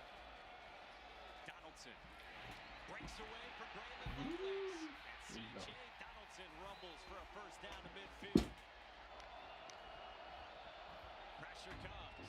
Garrett Green stands in and he floats it and picked off. Cruz Brookins, the interception, and Pitts got a takeaway. They need 4. Holstein got it. Poppy Williams, the first down to the 40.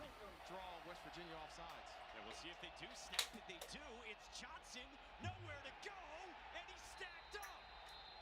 And West Virginia gets the turnover on downs. Still plenty of time to work with.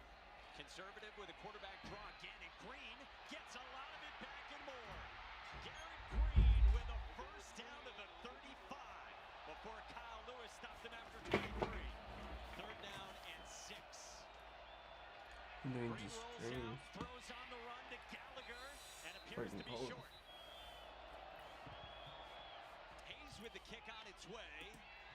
And Mike Hayes throws it. And this game's tied at 17. Kinda wanna go to sleep, bruh. Tired. And Holstein's going to the air. He's I just don't wanna stop streaming. Not stop streaming, but Jackson the sack.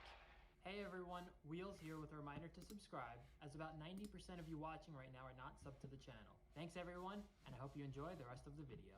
subscribe. C.J. Donaldson cuts it back, and it's a first down.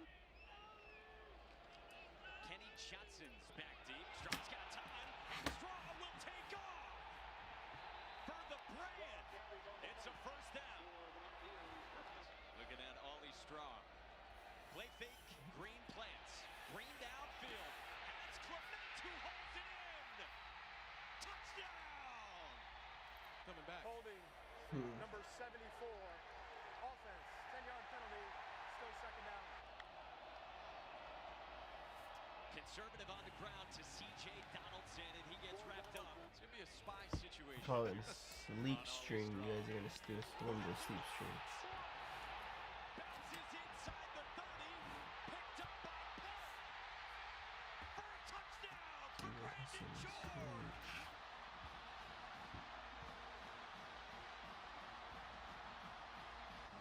Maverick Gracio blocks the punt, and the 6th-year senior Brandon George gives Pitt the lead.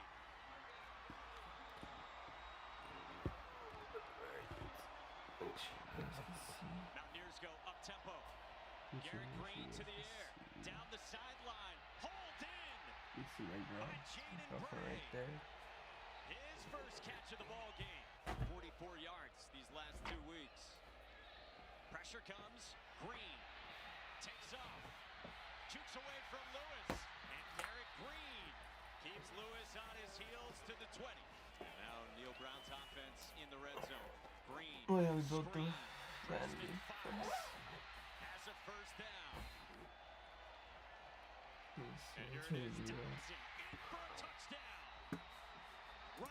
I'm gonna probably put some like lo-fi vibes. Wait. When we get the mood right, you guys not be alone. What do we put?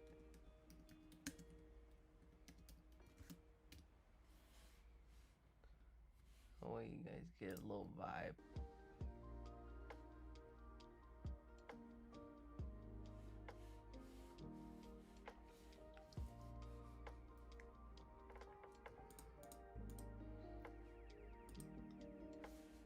I kind of wanted to edit a video, but I'm so tired. I'm doing the freaking vanity. We were doing the vanity and everything. So we're gonna leave this there. And let's do that. And then we're gonna turn this up.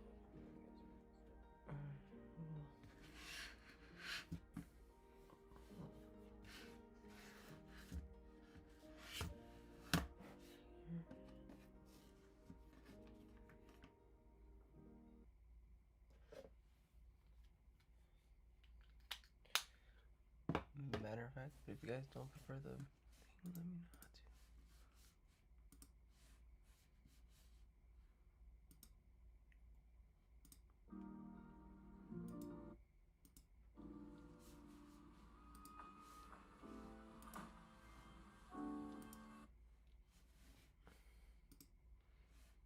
We're gonna be going to sleep though.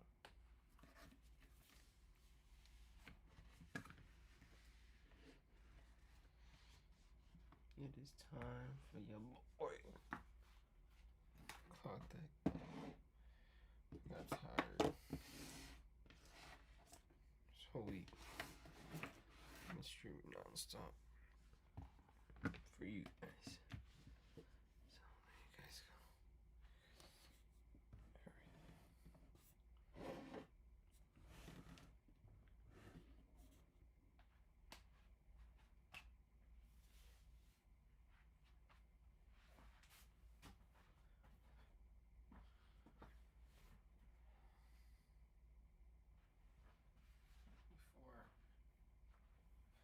Do anything, I'm gonna get under the covers, so you guys might have to wait just a little bit.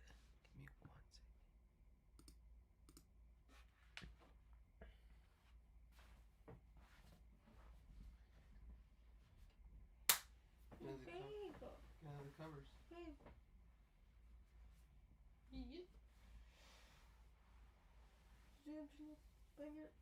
I turned it off. Yeah. Yes. But I'm gonna have it on while you're sleeping, so you're gonna have to get under the sheets. That's why I turned it off. For now, and then I'm gonna turn it back on. Did you do your homework? No, I fell asleep.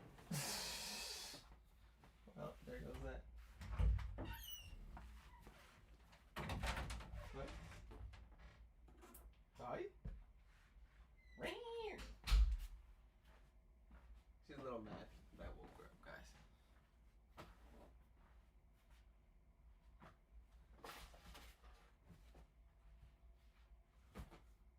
What I think about it? She's gonna be mad anyway.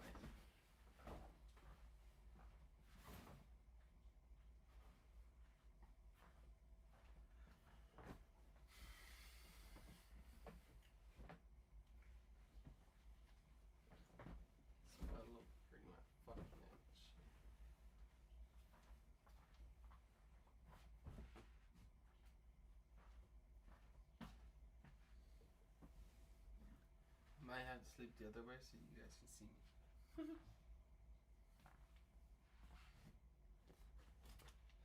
And let me lower this.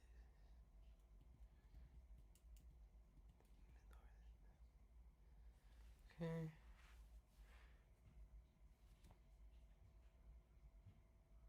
Sleep stream. Grinding. I fell asleep.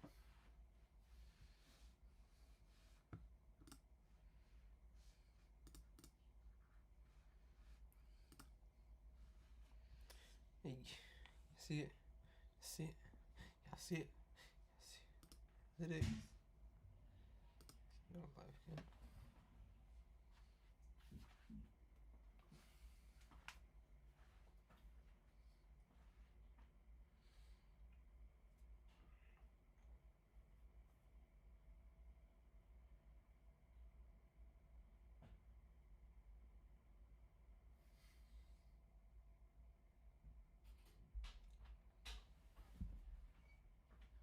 I was thinking for today, can we sleep right here? Huh? For tonight, can we sleep right here? Me too. You don't have to, you don't want to? No.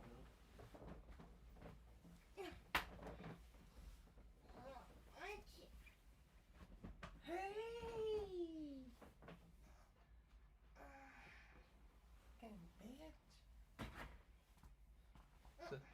Fucking bitch, guys. She can be a little.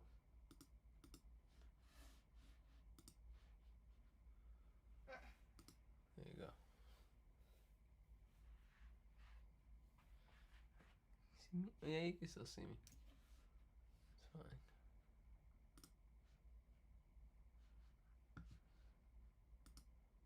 Okay.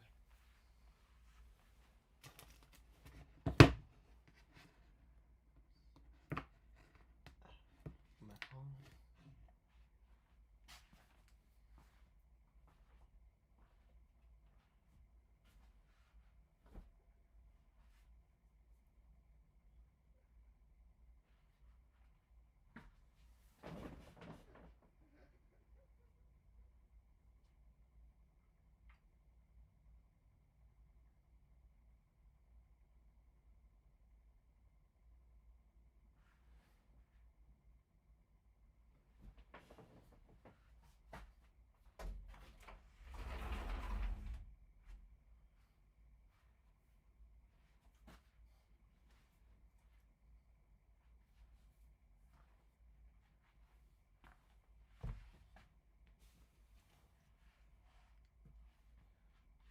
I don't know where I put the pen at.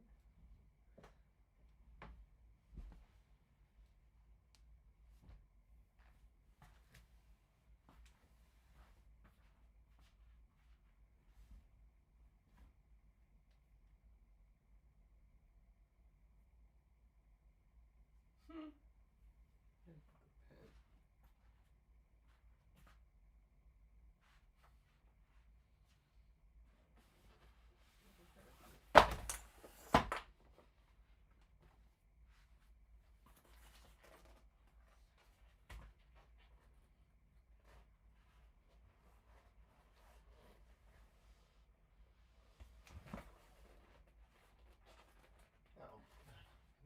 Oh. Where's life?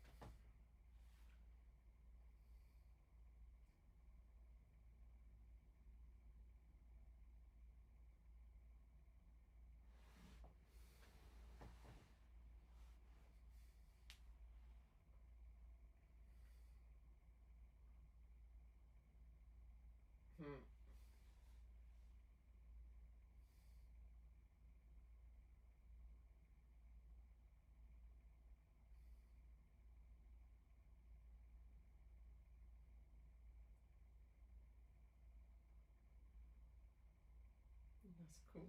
What's up, buddy? Alright, well. I think it's that time, yo. I am going to bed.